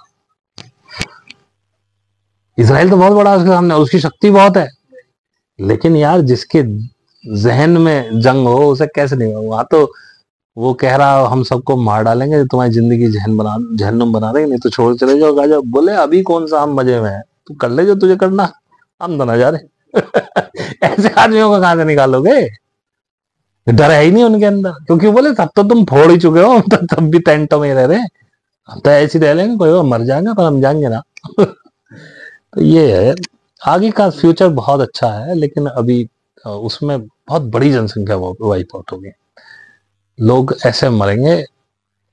मैं बचूंगा नहीं बचूंगा मुझे गारंटी नहीं, तुम बचोगे मुझे उसकी भी गारंटी नहीं। जो भी व्यक्ति अपने मतलब द्वेष को खत्म कर रहा है, ईर्ष्या को खत्म कर रहा है, इंसानियत पे आ रहा है, इंसान को इंसान समझ रहा है, हिंदू मुस्लिम नहीं है जिसकी निगाह में, छोट नीच जाति ऊंच जाति का कोई फर्क नहीं है जिसकी निगाह में, जो किसी को दबा नहीं रहा, कुचल नहीं रहा, जैसे सासें अपनी बहुओं को चलती हैं, देवरानी जेठानी की लड़ाई है, नंद भावज की लड़ाई, ये सारे लोग नहीं जाने वाले। क्योंकि वो मेरे पास जो संदेश है वो ये आया था कि एक भी गंदा बीज हम आगे जाने नहीं देंगे, जो हमने छांट रखे हैं वो जाएंगे, और जो इस बीच में अपने पे काम करके खुद को वैसा बना ले वो जाएंगे, बाकी कोई नहीं जाएगा। बोले एक भी गंदगी, हम एक बाल भी गंदगी का नहीं जाने देंगे आगे, क्योंकि वो एक बहुत बड़ा बीज बनेगा, हम कोई बीज ही नहीं छोड़ने वाले ऐसा जो आगे घपला करे। तो इसीलिए मेजर काम तो 2029 तक निपट जाएगा, इसीलिए उन्होंने 32-33 तक का समय और लिया है कि उसमें भी कोई बीज ऐसा मिल गया जो आंख से छूट गया हो, उड़ा देंगे उसको। और ये सब कंट्रोल करते हैं वही, पहले एलिट्स का कंट्रोल था इसमें, लेकिन अब कस्टोडियंस का है। वो कोई एक प्लैनेट से नहीं है, बहुत सारे, वो पूरी एक काउंसिल है प्लैनेट्स की। तो अब जैसे वो हर एक जैसे हम कह रहे हैं कि हर एक बंदे पे नजर रखी हुई है, या फिर एक कोई देखो उनका तरीका अलग है, वो ऑरा देखते हैं आपका। अच्छा, अभी आप देखो, तुम एक रात में जा रहे हो गाड़ी से, और गाड़ी चल रही है सड़क पे, मतलब दोनों तरफ खेत है, कुछ है, अंधेरा ही अंधेरा है, तुम्हें बस्ती आने वाली है दूर से पता लग जाता है। कैसे पता लगता है? वहां पे कुछ भी उनकी, अब तो वैसे लाइटिंग वगैरह से दिख जाता है, जैसे कुछ भी। वही, हाँ। भैया आप चल रहे हो, अचानक तुम्हें दूर से दिखेगी, आसमान में थोड़ी थोड़ी रोशनी दिखाई देगी, तो तुम्हें क्या लगेगा, भाई कोई गांव या कोई शहर आने वाला है ना? तो कैसे पता चला? वो उसका ऑरा है। ऐसे ही ये लोग क्या है, इस पूरी धरती पे इस समय नेगेटिव लोग ज्यादा हैं, उनके कोई ऑरा नहीं है, डार्क ऑरा है सारे, तो उसमें जो चमक रहा है ये बंदा बस। तो ये कैसे वो करते हैं? उनके अपनी टेक्निक है, बहुत हाई सोल्स है भाई। तुम्हारे पास ऑरा देखने के लिए तुम्हें कैमरा चाहिए, एक स्पेसिफिक कैमरा आता है, काफी महंगा, लाखों रुपए की कीमत है उसकी, उससे तुम ऑरा देख सकते हो अपना। उनके पास वो पहले से ही मौजूद है सब चीजें, उनकी साइकिक एबिलिटीज इतनी है, उनको कैमरे की जरूरत नहीं है, वो ऑरा वैसे ही देख सकते हैं। वो ऐसे बल्क एमिशन करेंगे कि बहुत सारी चीजें आएंगी, अभी अभी बहुत भूकंप आएंगे, सुनामीज आएंगी, वॉल्केनोस फटेंगे, बवंडर आएंगे, सूखे पड़ेंगे, बीमारियां से मर जाएंगे, लोग आत्महत्या कर लेंगे, आपस में चक्कू मार लेंगे, ये बहुत सारी चीजें होंगी। जिसको बचाना है वो बच जाएगा। अच्छा, वो तभी बच जाएगा, लाइक वो सुनामी में फंस गया तो बच जाएगा? अरे यार एक बात बताओ, मेरे यहाँ तो सुनामी आने की वो नहीं है, मेरे यहाँ तो भूकंप आ सकता है ना, क्योंकि ये क्षेत्र सुनामी का नहीं है। मान लीजिए कि मेरे यहाँ भूकंप आना है, और भूकंप आना है कल, और इतना तकड़ा आना है कि सब बैठ जाएगा। अचानक क्या होगा कि पहले दिन, मैं वो बता रहा हूँ, अचानक मेरे दिमाग में कीड़ा उठेगा, चलो यार जयपुर घूमने चलेंगे। घर वाले कहेंगे नहीं, गाड़ी बुक कर दी है, ले आ सुबह गाड़ी यार, जयपुर चल रहे हैं। और मैं कुछ पैसे दिले भी अपनी जेब में लिख के ले गया, चलो जयपुर चल रहे हैं। हम रात को जयपुर में थे, यहाँ बहनचोद बिल्डिंग गिर गई, हम अगले दिन आ रहे हैं क्या तो हो गया गाँव। तो ऐसे होगा। सुनामी, बहुत से लोग हैं बम्बई में रह रहे हैं, वहां सुनामी का आशंका है। अब उसे पहले 2 दिन पहले उसका प्रोग्राम बन गया, भाई चलो वहां चल रहे हैं, बंगाल घूम के आएंगे, या बंगाल भी नहीं, आगे भाई देहरादून घूम के आएंगे, या नैनीताल चल रहे हैं। बन गया प्रोग्राम, वैसे ही बन गया, चल दिया, सब निकल गए। रात को सुनामी आ गई, इतने सुनामी आई, वो तो भाई सब भोपाल आ गए थे। इस टाइप से कुछ होगा, मतलब ये ऐसा होगा नहीं होगा ये मुझे नहीं पता, मैं एक अंदाजा लगा रहा हूँ अपने अपनी बुद्धि के हिसाब से कि कैसे बचेंगे लोग। लेकिन कोई जानबूझ के भागे कि मैं तो सुनामी के तट पे हूँ, मैं तो जाऊं, मैं तो मध्य प्रदेश में रहूंगा। साले मध्य प्रदेश में तू साले भूकंप से मर जाएगा अगर तुझे मरना ही है, लेकिन तुझ में कोई चक्कू ही मार के भग जाएगा, नहीं तो साले तेरे को कोई बीमारी लग जाएगी, तू मर जाएगा, कैंसर हो जाएगा। तो जिसे मरना वो मरेगा, जिसे भागने से कोई नहीं बचेगा। अगर बचना ही चाहते हो तो अपने ऊपर काम करो। अब इन सबको, जैसे ये सब चीजें, जैसे आप किस हमने शेयर करी तो आपने बता दिया कि इसका क्या सॉल्यूशन है, क्योंकि आपने अपने ऊपर काम किया हुआ है, बट जिन्हें नहीं पता, अब उनके बारे में आप क्या? यार अब ना, जिसको जैसे कोई इसको सुन रहा है, उसके मन में इच्छा हो रही है कि मैं भी करूं, हाँ। तो आजा। तो और नहीं इच्छा हो रही तो भाई मौज ले, जिंदगी जितनी बची है खूब खेल, हंस खेल मौज ले। जो जो कांड तूने नहीं करे, तेरे मन करने का है वो कर डाल। अच्छा। हाँ, हम तो ये हम अब किसी को समझाने भी नहीं रहे हैं, अब तो समय जा चुका है, अब तो किसी के मन में, क्योंकि लास्ट ये 25 का जो मिडिल है, ये लास्ट सेकंड चांस है इस उसमें आने का। इसके पास बस एक चांस और है 28 का, उसके बाद कोई चांस नहीं।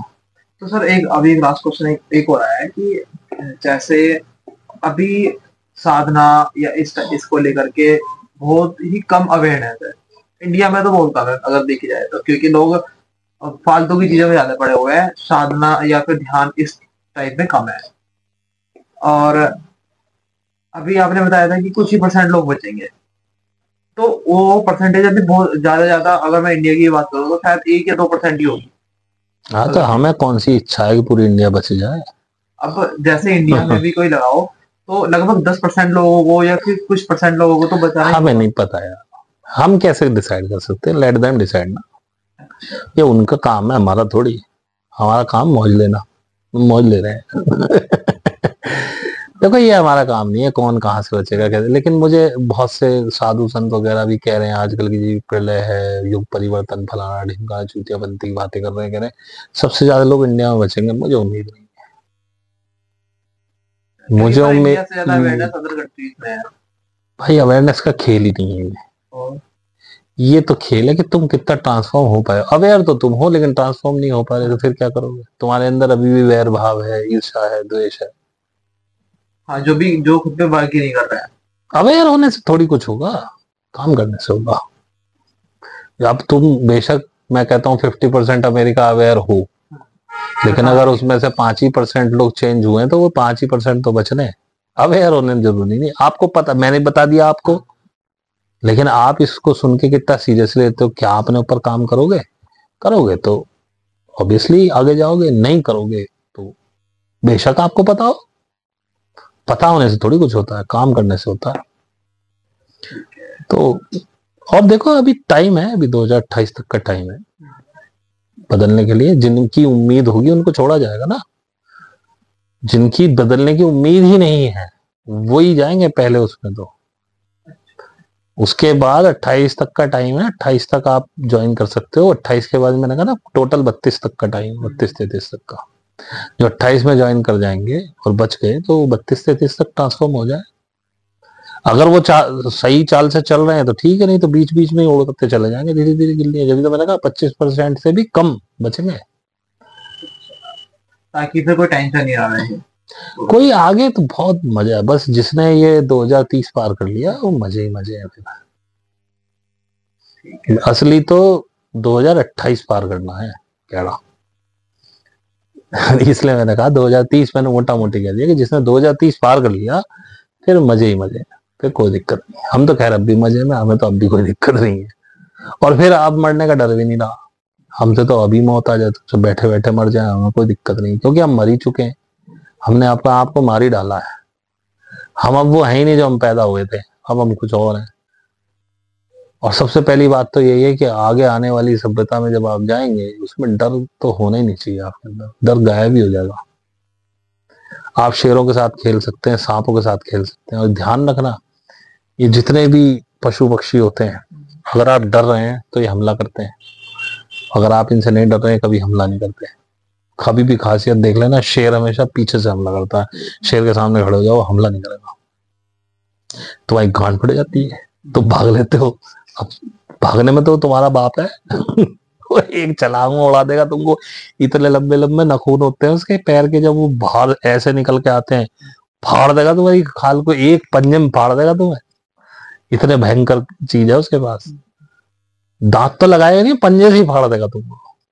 लेकिन तुम उसके सामने डट के खड़े हो जाओ। अगर तुम डर नहीं रहे हो वो भाग जाएगा चुपचाप।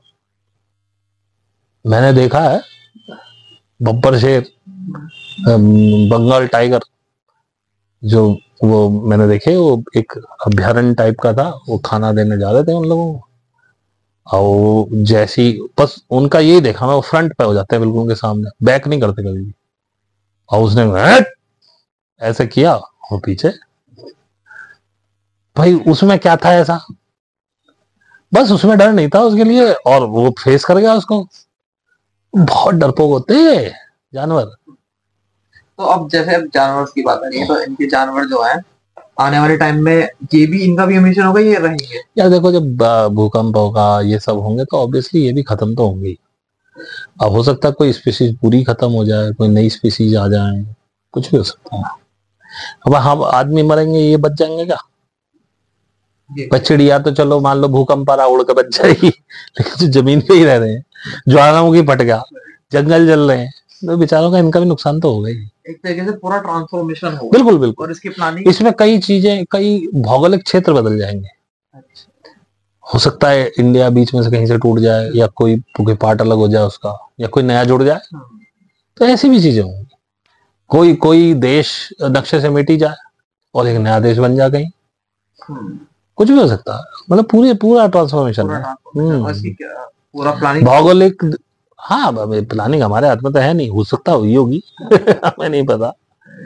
कुछ चीजें बिल्कुल प्राकृतिक होंगी और कुछ चीजें आर्टिफिशियल भी होंगी, लेकिन सब कुछ कस्टोडियंस के हाथ में है, वो सब अपने आप होगा। थर्ड वर्ल्ड वार भी जहां तक शुरू होगी उसमें भी बहुत लोग मारे जाएंगे। उससे भी भौगोलिक परिस्थितियां बदलेंगी। जब बम मिसाइल पे मिसाइल फूटेंगी कहीं, तो वहां की भौगोलिक क्षेत्र तो खत्म हो ही जाएगा ना। तो डिपेंड करेगा, देखो कहाँ कहाँ क्या क्या होता है। लेकिन जनसंख्या इतनी कम हो जाएगी कि बहुत धरती होगी तुम्हारे पास जीने के लिए, बहुत धरती होगी। तो अभी हमने जब स्टार्टिंग में बात की थी तो स्टार्टिंग में हमारा आया था कि अगर इनसे बचना है तो इन्हें इन्हें ऑपोजिट देखना स्टार्ट कर दो। जो मीडिया में है, 13 जो मीडिया में आ रहा है उसको ऐसे ही मत मानो, उस पर शोध करो, उसको उसकी सच्चाई निकालो तब मानो। ठीक है। अब जो आपने फिर अब सेकंड बात आई थी कस्टोडियंस की, तो क्या वो भी इसी टाइप से ही कंट्रोल करेंगे अब अगर देखा नहीं, वो कंट्रोल नहीं करेंगे। वो तो ऐसा है, उन्होंने हाई कॉन्शियसनेस के लोग प्लांट कर दिए हैं। कोई 80 साल का है इस समय, कोई 60 का है, कोई 70 के दशक में, कोई ऐसे प्लांटेड हैं ऑलरेडी वो लोग। उन्हीं लोगों के हाथ में बागडोर रहेगी और सब चीज धीरे धीरे शिफ्ट होगी। मैं बहुत मोटा सा उदाहरण ले रहा हूँ। जैसे मान लीजिए कि इस समय जो देश में सरकार है, इसके मोस्ट करप्टेड मंत्री और मोस्ट करप्टेड फेस मर गए XYZ रीजन से, तो वो पोस्ट खाली हो गई। अगर एकदम से सब खत्म हो जाए तो अराजकता मच जाएगी हिंदुस्तान में भी। तो उनकी जगह कुछ ब्राइट फेसेस आएंगे, अच्छी सोच वाले लोग आएंगे, वो अपने हिसाब से चीजों को नया, ऐसे धीरे धीरे करते करते उसमें से पॉलिटिक्स में से भी गंदगी खत्म होगी। क्योंकि मेन खेल पॉलिटिक्स का है। अगर पॉलिटिक्स सही है, तुम्हारा नेता सही है, राजा सही है, तो चीजें सही होनी शुरू हो जाएंगी।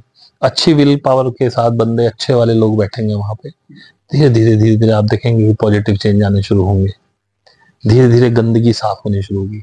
और जब ऊपर की पॉलिटिक विल पावर ये होगी कि हमें करप्शन नहीं चाहिए, तो आप देखेंगे नीचे के करप्ट अफसर मर जाएंगे, उनकी जगह नए अफसर आएंगे, उनको नए इंस्ट्रक्शंस मिलेंगे, रूल्स रेगुलेशन इस टाइप के बन जाएंगे कि भाई करप्शन ना कर पाए।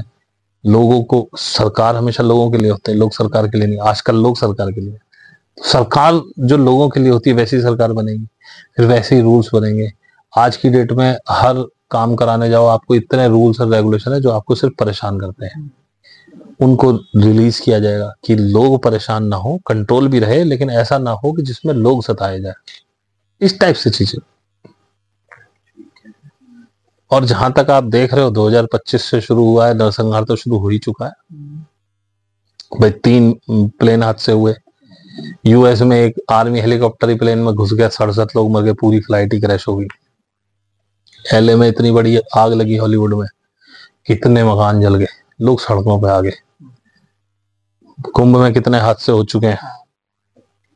और ये तो वो हैं जिन देशों की खबरें आपको या तो अपने देश की मिलती है, अमेरिका की, और ये जो पूरा अफ्रीका का कॉन्टिनेंट है, मिडिल ईस्ट है, कोरिया है, वहां का तुमको कुछ पता ही नहीं है वहां क्या चल रहा है। तो ये सब चालू हो चुका है। अब इसे ये इनएविटेबल है, अब इसे रिवर्स नहीं किया जा सकता, ये चालू हो गया। अभी तो बहुत लोग इसको वैसी मजाक में ले लेंगे, अरे ऐसे कहीं होता है, ये तो मनगढ़ंत बातें बता रहे। रुक जाओ, 1-1.5 साल में सब समझ में आ जाएगा।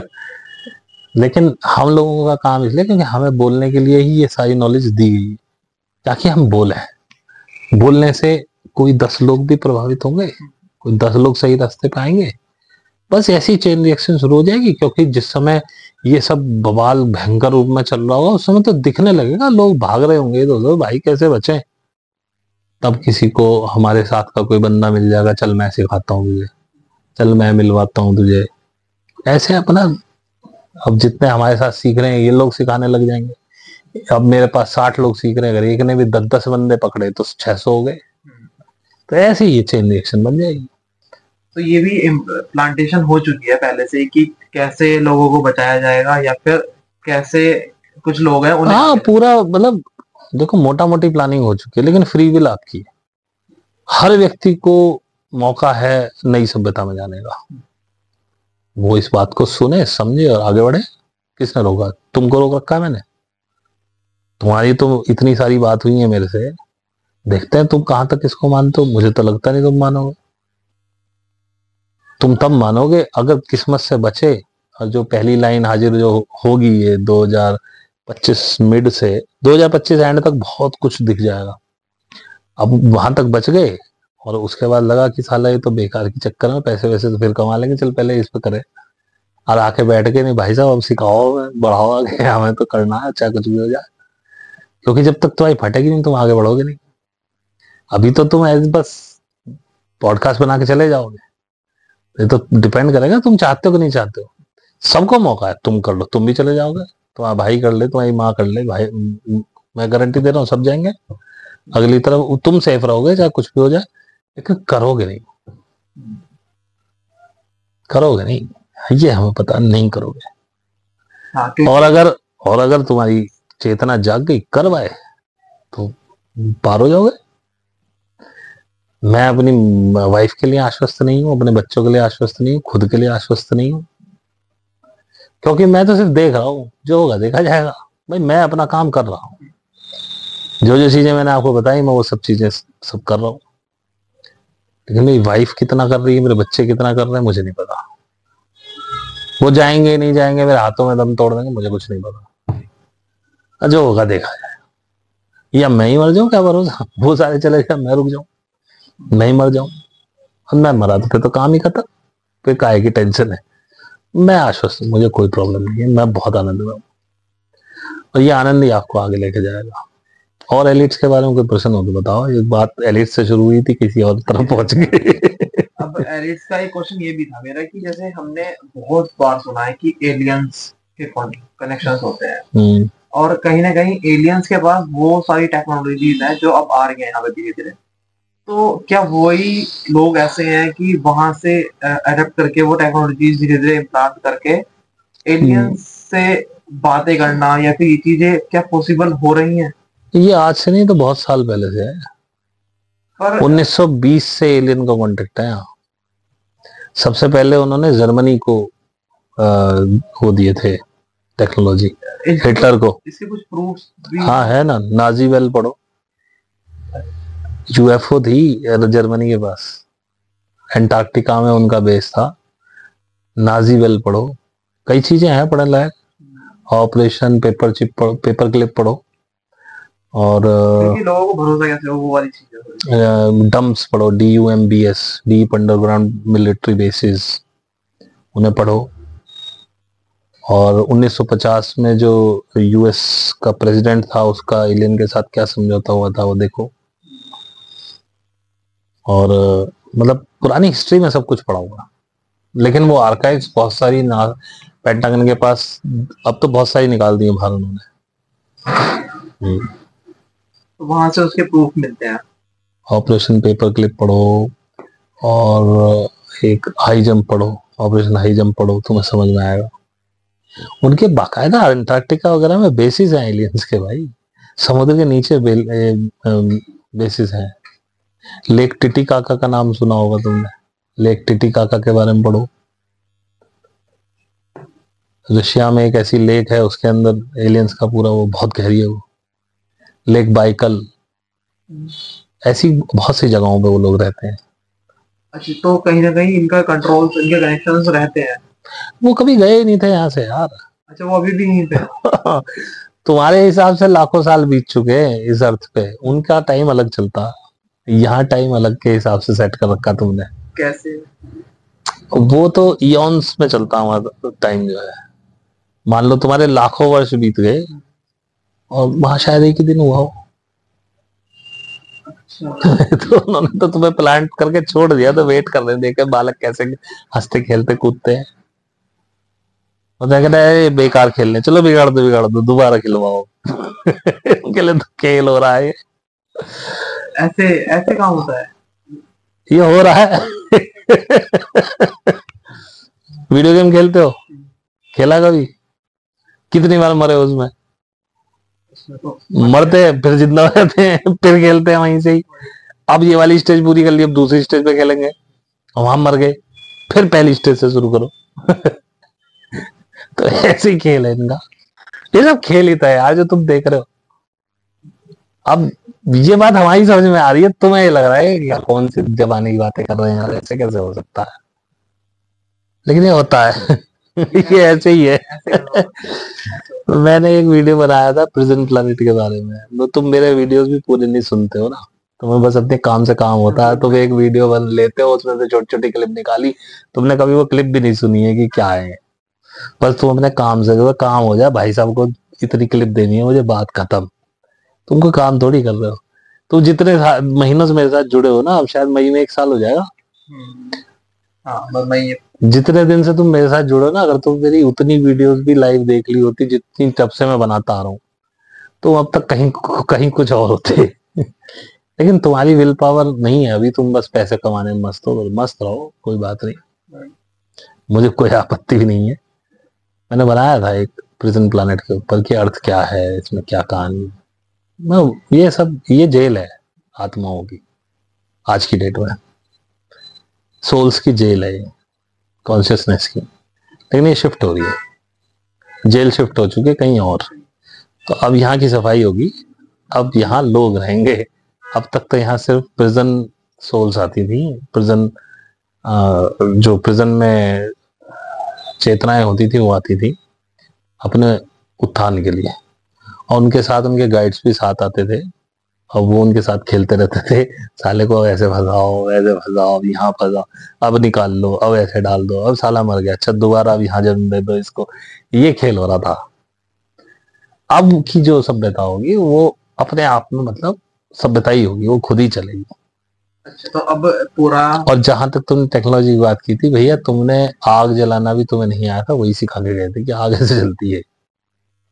मुझे ये जानना था कि एलियंस अगर होते हैं तो कैसे होते हैं, या फिर कैसे उनका पता चले? हो सकता है हमारे तुम्हारे जैसे हो। अब मिलेंगे, अगर तुम 2045 पार कर गए आएंगे, मिलेंगे। जब तुम्हारी कॉन्शियसनेस इस लेवल की होगी तुम उनसे डरोगे नहीं, तुम उन पर हमला नहीं करोगे, तो आएंगे, मिलेंगे, तुमसे बात करेंगे। जी जी। एक ऑपरेशन ब्लू बीम भी प्लान हुआ था, मुझे लग रहा है वो भी फेल हो गया, वो भी नहीं होगा अब। उसमें तुमको एलियंस आते हुए दिखते हैं, हमला करते हुए दिखते हैं हमारे ऊपर। हालांकि हो भी सकता है, लेकिन मुझे उम्मीद कम है उसकी भी। तो ब्लू बीम, एक ऑपरेशन ब्लू बीम पढ़ लो, क्या था वो। तो को मेहनत करनी पड़ेगी, कुछ भी जानना चाहते हो तुम, खाली यहाँ बैठ के मेरे से 1 घंटे में नहीं जान सकते सब चीज। मैंने भी मेहनत करी है भाई साहब, मेरे को जिसने ये हिंट दिए थे मैंने भी पढ़ाई की है, ढूंढे हैं ये, खूब लंबे लंबे आर्टिकल्स पढ़े हैं मैंने, और उनको रीवेरीफाई किया है। और एक ऑपरेशन का मेरे नाम याद नहीं आ रहा, उसमें एक मतलब यहाँ के एक, मतलब उन्होंने एक रडार सिस्टम वगैरह लगाया था दूसरे दुनिया के कुछ लोगों से बात करने के लिए। वहां पे एक और प्लेनेट से चैट आ गई थी। अच्छा। और वो चैट पे बात हुई काफी दिन तक उसकी, अब मेरे को याद नहीं आ रहा उस ऑपरेशन का नाम। वो बाकायदा चैटें पड़ी हुई हैं आर्काइव्स में, यूट्यूब गूगल पे मिल जाएंगे, तो उसमें पढ़ो उस चैट को कैसे कहता है। वो कहता है तुम्हारे अर्थ को सबसे ज्यादा डॉल्फिन्स ने बचाया हुआ है, इनकी जो फ्रिक्वेंसी है जो की करती फिरती, ये और व्हेल्स, बोले वो इतनी अच्छी फ्रिक्वेंसी देती हैं, उससे अर्थ आपकी स्टेबल रहती है। उसमें बहुत सारी चीजें बताई उस बंदे ने। वो एक पैरेलल कहीं कनेक्शन बन गया था, वो अच्छी वो चैट हो रही थी उस बंदे की यहाँ से। वो पूरा है हाँ पूरा डाटा है वो, मेरा उसका नाम भूल गया वो क्या था, जब तो मैंने पढ़े थे सारे, मैंने बहुत साल पहले पढ़ के छोड़ दिया ये। डॉलरस कैनन की बुक्स पढ़ो, उसमें द कस्टोडियन पढ़ो, और कॉन्वोलेटेड यूनिवर्स करके है, 2-3 बुक मैंने पढ़ी थी, उनसे बहुत क्लैरिटी आई थी, एलियंस के बारे में बहुत क्लैरिटी आती है। तो बहुत पढ़ाया गया है मुझे, मैंने बहुत पढ़ा है, ऐसी कोई मैं बिना मेहनत के नहीं पहुंचा हूँ यहाँ तक। लेकिन अब मैं इन चीजों में बात नहीं करता, क्योंकि ये सब गौण है। मुझे पता है 45-47 के पास, 50 के आसपास आपकी लोगों की मुलाकात हो ही जाएगी। वहां तक जाते हुए जो बचेगा वो मिल लेगा ज्यादा, बाकी बेकार की बात करनी है। अब इसमें एक बात हो जाननी थी मुझे कि हम बताते तो हैं, हर बात जानते हैं, पर क्या पता ये वीडियो किसके पास जाए और कौन इस वीडियो को यहाँ तक सुन रहा हो। अगर उसे स्टार्ट करना हो अपनी इस जर्नी को बेस से, उसे वो कौन सी जर्नी को? अपनी चेतना बढ़ाने की। ये तो ध्यान से, साधना से शुरू होती है भैया। तो उसे क्या क्या स्टेप्स फॉलो करने होंगे? केवल साधना, केवल साधना करो। और कितना टाइम उसे लग जाएगा फिर? कम से कम 2 से 2.5 साल तो कम से कम है। हालांकि इस समय बहुत फास्ट हो रहा है, मुझे लग गए 4 साल। फास्ट कैसे? अगर इस समय चीजें ज्यादा तेज हो रही हैं, क्योंकि यूनिवर्स में एनर्जी कुछ इस तरह की है कि अगर आप अपने पे काम करने बैठ गए तो आप बहुत जल्दी पहुंच सकते हो, लेकिन शारीरिक कष्ट बहुत ज्यादा होते हैं। अभी आप समझो कि आज अभी अभी भी हल्का हल्का दर्द है। कल पूरा दिन मेरा बहुत बुरा हाल रहा है, बहुत बुरा, जिसका मतलब बहुत बुरा। मैं बस रोया ही नहीं हूँ, ये पूरा हिस्सा यहाँ, पूरे जबड़े, ये दांत, ये सब इतना पेन था, और यहाँ माथा, बस पूछो मत।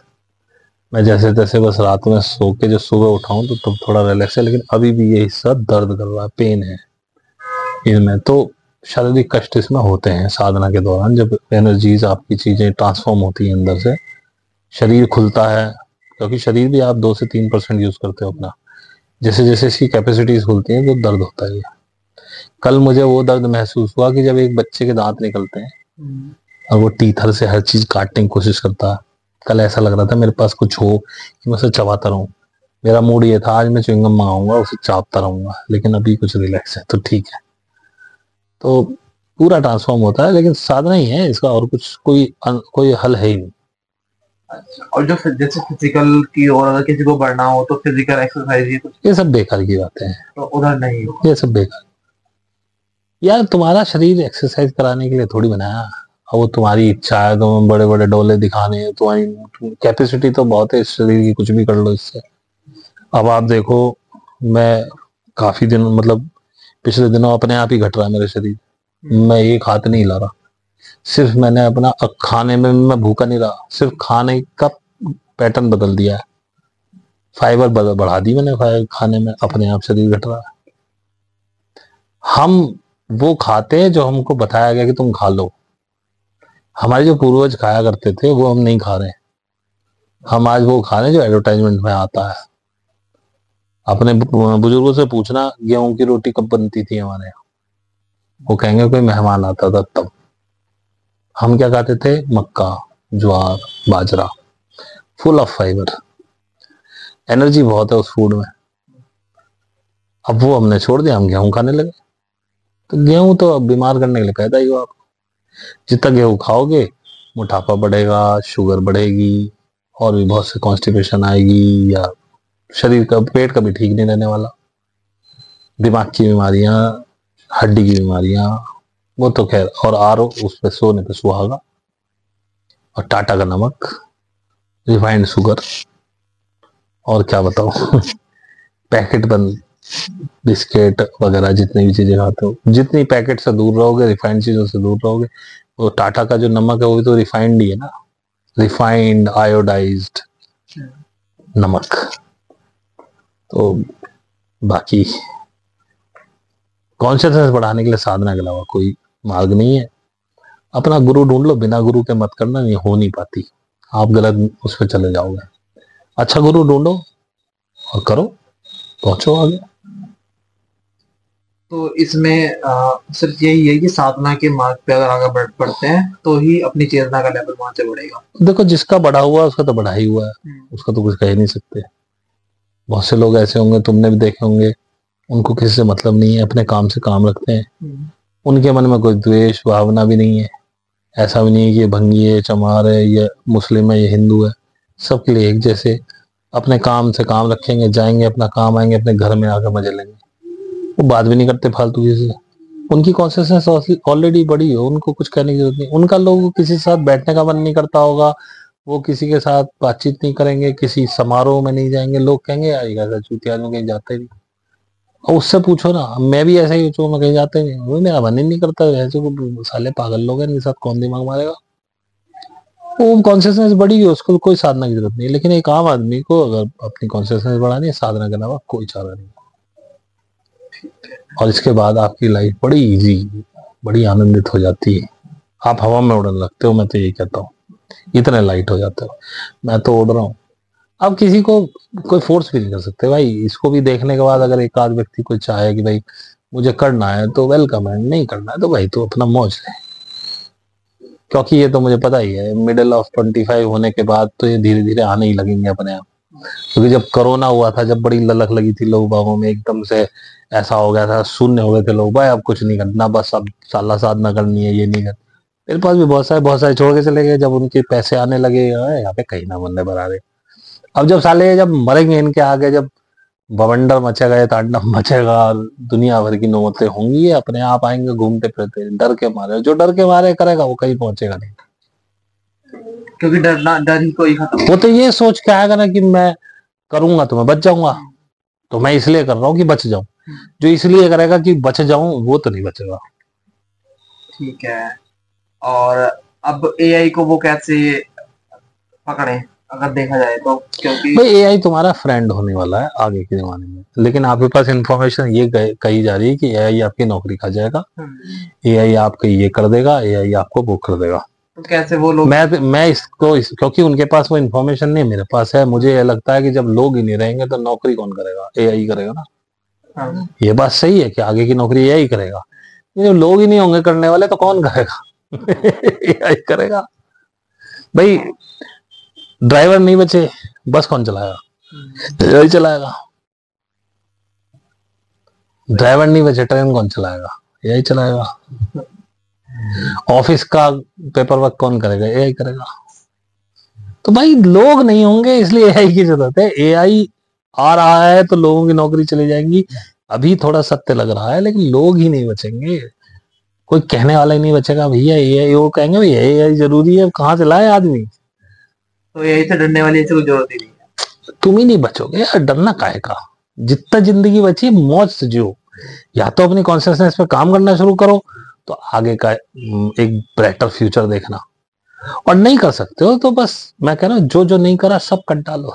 पता नहीं कितने दिन है तुम्हारे पास, पता नहीं साल भर हो कि 2 साल भर हो कि 3 साल भर हो कि 4 साल भर हो, मौज लो पूरी, खुल के खेलो। तो आज बस इसमें यही था, और बाकी एक क्वेश्चन और भी आता है कि एलिट्स और इल्यूमिनाटी का भी कोई कनेक्शन होता है? देखो अभी तक सब लोग इन्हीं फैमिलीज को इल्यूमिनाटी बोलते हैं, लेकिन ये बहुत रेयर लोगों को पता है कि इल्यूमिनाटी एक अलग संस्था है, उनका इन एलिट से कोई लेना देना नहीं।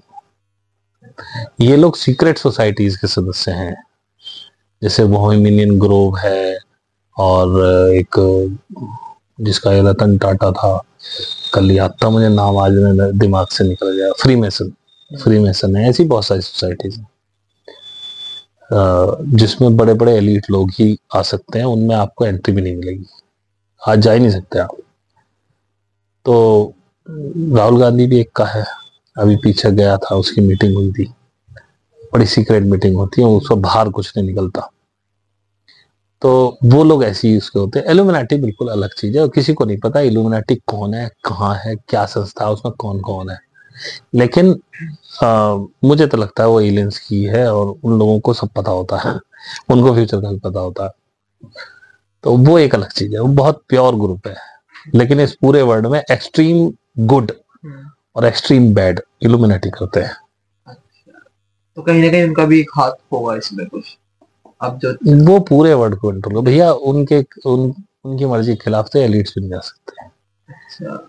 ऐसा समझो कि बस वो कस्टोडियंस ही हैं एक तरह से, और अधिकतर लोग इन्हीं लोगों को इल्यूमिनाटी बोलते हैं, जो कि गलत है। इनको खुद नहीं पता इल्यूमिनाटी कौन है, लेकिन जब इल्यूमिनाटी से आता ना संदेश, चुप हो जाते हैं। इसीलिए जो ट्रम्प के पीछे है पीटर टील या पीटर डील कुछ नाम है उस बंदे का, उसका ही कुछ नहीं बिगाड़ पा रहे, क्योंकि इनके हाथ काट चुके हैं वो लोग। कह रहे फालतू बोले तो मार डाले, चुप पड़े रहो बिल्कुल। पता इन्हें भी है कि हम साले मौत की तरफ जा रहे हैं अब रोज, लेकिन कर कुछ नहीं पाएंगे, क्योंकि दिस इज डिसाइडेड। जब ये कोरोना का मुझे सारा षड्यंत्र पता चला था तो मेरे दिमाग में सिर्फ एक ही सवाल आया था कि यार हम लोग टूल्स हैं इन लोगों का, एलिट्स का, इनका राज इसलिए चल रहा है, हम जिंदा हैं, हमको ये इतने बड़े लेवल पे क्यों मारना चाहेंगे? मेरे को इसका जवाब ही नहीं मिल रहा था। और वास्तव में ये लोग हमें मारना नहीं चाहते थे इतने बड़े लेवल पे, क्योंकि आप बताओ ना, आपका यूजर बेस ही खत्म हो जाए, आपका जो कस्टमर है वही खत्म हो जाए, आप सर्वाइव कैसे करोगे?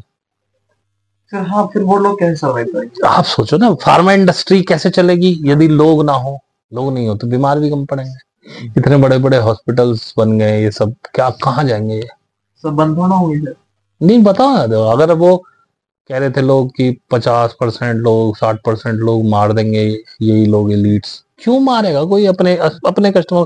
लाख 2 लाख 10 लाख 20 लाख 1 करोड़ लोग मारना उनके लिए कोई बड़ी बात नहीं, वो मारते आए हैं, कई बार मार चुके हैं। लेकिन वो एक छोटे से एरिया में करते हैं कि ये पूरे विश्व को क्यों खत्म करना चाहते हैं? उनका प्रोडक्ट कौन खरीदेगा? नेस्ले कहाँ जाएगी? मैगी कौन खाएगा? कौन उनकी गाड़ी खरीदेगा? कौन बसेस चलाएगा? कौन क्रूड ऑयल खरीदेगा? कौन बिजली खरीदेगा?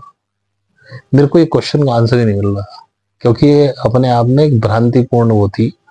अब जब मुझे पता चला ये इल्यूमिनाटी का ही काम था कि ये टीका बना उस समय कोरोना के टाइम में, और ये टीका लगा, और ये मौत का स्विच ही था।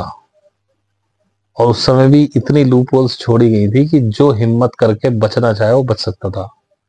बहुत से लोग बचे, लेकिन वो सारे ही अच्छी कॉन्शियसनेस वाले हैं, ये भी जरूरी नहीं है। उनमें से जो अपनी कॉन्शियस पे डेवलप कर लेंगे वो बच जाएंगे, बाकी जो टीके से नहीं मर रहे वो किसी और कारण से मर जाएंगे। तो अगर देखा जाए तो सबसे बड़े एलिट्स अगर इस वर्ल्ड को कंट्रोल कर रहे हैं तो वो इल्यूमिनाटीज है, वही कस्टोडियंस है हमारे। वो कभी बैड डिसीजन नहीं लेते हैं, लेकिन वो अक्सर कोई डिसीजन नहीं लेते हैं। इन लोगों को भी करने देते हैं, लेकिन अब वो एनफ हो गया है, सब शांत है। ये इनके हाथ में कंट्रोल नहीं है, नहीं तो ट्रम्प कभी भी नहीं बनता था। हाँ, क्योंकि वो कहीं ना कहीं प्रूव की तरफ दिख रहा है। कमला हैरिस बनती इस बार, और कमला हैरिस यदि बनती तो आज का इस समय तक वर्ल्ड वार शुरू हो चुका होता। अच्छा। लेकिन ट्रम्प ने क्या किया? ट्रम्प ने पहले डीप स्टेट को तोड़ा, इनका सारा कंट्रोल एलिट्स का तोड़ा, इनके जितने भी सिस्टम्स थे लोगों को, देशों को कंट्रोल करने वाले, वो सारे तोड़े हैं। वर्ल्ड वार में तो हमें तब भी जाना ही है, क्योंकि ये मुझे लगता है कि यूक्रेन रशिया से ही इस वाले युद्ध से शुरू होगी। इसमें यूरोप या नाटो के साथ इनकी सबसे पहले ठनेगी, मुझे लग रहा है। बंद सर्कमस्टांसेस है, वैसे पूरा मिडिल ईस्ट भी तैयार बैठा हुआ है चलने के लिए। अब देखो क्या सर्कमस्टांसेस से कहां से शुरू हो, क्योंकि मेरे पास जो इन्फॉर्मेशन है उस हिसाब से जून 25 तक 1-2 महीने आगे पीछे मान लो ये वर्ल्ड वार शुरू हो जानी चाहिए। मतलब सेटल हो जाएगी सारी, शुरू हो जाएगी, दिखने लगेगा लोगों को। बाकी नहीं होगा तो भी भाई अपन कोई भविष्यवक्ता तो है नहीं, ना ही अपने इतने वो हैं सब्सक्राइबर कि कहा अबे भैया हम है ही नहीं, हमने तो जो बोला हम तो कहते हैं हम झूठ बोल रहे हैं। भाई तुम्हारा दिल करे मान लो, ना दिल करे मत मानो, हम तो झूठे हैं पक्के, ये नहीं होने वाला, पर हम कह रहे हैं ये होगा। तुम्हारा दिल करे मान लो, नहीं दिल करे मत मानो, हमारी कोई जिम्मेदारी नहीं है हम पक्के झूठे आदमी, हम तो अफवाह फैला रहे। अब तुम्हारा दिल करे मान लो, ना दिल करे मत मानो, बाकी जो होगा वो सामने आ जाएगा, वो आप भी देखेंगे मैं भी देखूंगा। लेकिन ईश्वर की कृपा से, हालांकि मैं ईश्वर को मानता ही नहीं, एक कहने का अंदाज बन गया है, शुरू से बचपन से कहते आ रहे, तो जो भी अभी तक बोला है, जो बुलवाया गया है मेरे से, अभी तक कुछ भी गलत नहीं हुआ। और मुझे खुशी है इस बात की कि इसका मतलब मेरे को इन्फॉर्मेशन सही मिल रही है, इसलिए मैं बोल भी पा रहा हूँ। नहीं तो एक आध गलत है, मैं कह रहा हूँ तो ठीक है, मैं नहीं बोल रहा, तुमने मुझे बता दी, मैं सुन ली, मैं नहीं बोल रहा। एक्चुअली वो इन्फॉर्मेशन भी उन्हीं के लिए लीक करी जा रही है जो लोग इस पाथ पे हैं, जो आगे बढ़ रहे हैं, क्योंकि जो आगे आने वाला समय है उसमें कहीं कंट्रोल ना खो दें अपना, परेशान ना हो जाएं, दुखी ना हो, उनको पता रहे कि ये होने वाला है, तो अच्छा अपन ऐसे तैयार रहें, अच्छा ये हो रहा है, ये है बस, और कुछ नहीं। किसी को अगर इसको देख के लगे कि उसे ध्यान साधना में उतरना चाहिए, यदि वो वास्तव में खुद को जानना चाहता है, इस वजह से नहीं कि वो मरने से बचना चाहता है। अगर वो मरने से बचना चाहता है तो वो मर ही गया है मान ले, सिर्फ डेट डिसाइड होनी बाकी है, वो मर ही चुका है। अगर वास्तव में उसको खुद को जानना है, ऐसी कोई क्वेश्चन है, खुद से मिलना चाहता है, परमात्मा को जानना चाहता है, ये सब चीजें जो मैं कह रहा हूँ वो खुद समझना चाहता है, तो आए ज्वाइन करे और सीखे। लेकिन भाई 1 आध महीने में कोई भागने के मूड में हो तो बिल्कुल ही मत आना, ये तो 3-4 साल का लंबा खेल है, इतना धैर्य हो तभी आना। तो मेरी वेबसाइट है satyakijkhoj.co.in, वहां जाके ज्वाइन अस पे बटन दबाएं, वहां पे कुछ वीडियोस हैं, साधना में आने से पहले उन्हें देखें, समझें, उसके बाद हिम्मत हो तो ज्वाइन अस फॉर्म पे क्लिक कर भर के भेज दें, अपना नंबर डाल दें उसमें, मोबाइल नंबर, तो मैं आपसे संपर्क कर लूँगा। और वैसे उसमें कॉन्टैक्ट में मेरा व्हाट्सएप और टेलीग्राम लिंक भी है, वहाँ पे भी आप ले जा सकते हैं और वहाँ पे मैसेज डाल सकते हैं। और अब मैंने ये कर दिया है कि आपको 3 महीने की फीस कम से कम देनी पड़ेगी एक साथ, क्योंकि 1 महीने में भागने वाले मुझे चाहिए नहीं। अगर आप 1 महीने की फीस दे सकते हैं मत आइएगा, 3 महीने तो रुको यार। 3 महीने में तो तुम्हें मैं समझ में भी ना आऊँ, शायद थोड़ा बहुत समझ पाओ।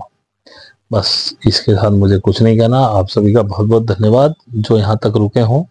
अच्छा लगे लाइक कर देना, सब्सक्राइब कर लेना, ना अच्छा लगे डिसलाइक मारना, अनसब्सक्राइब करके भाग जाना, कोई टेंशन नहीं है। Thank you very much.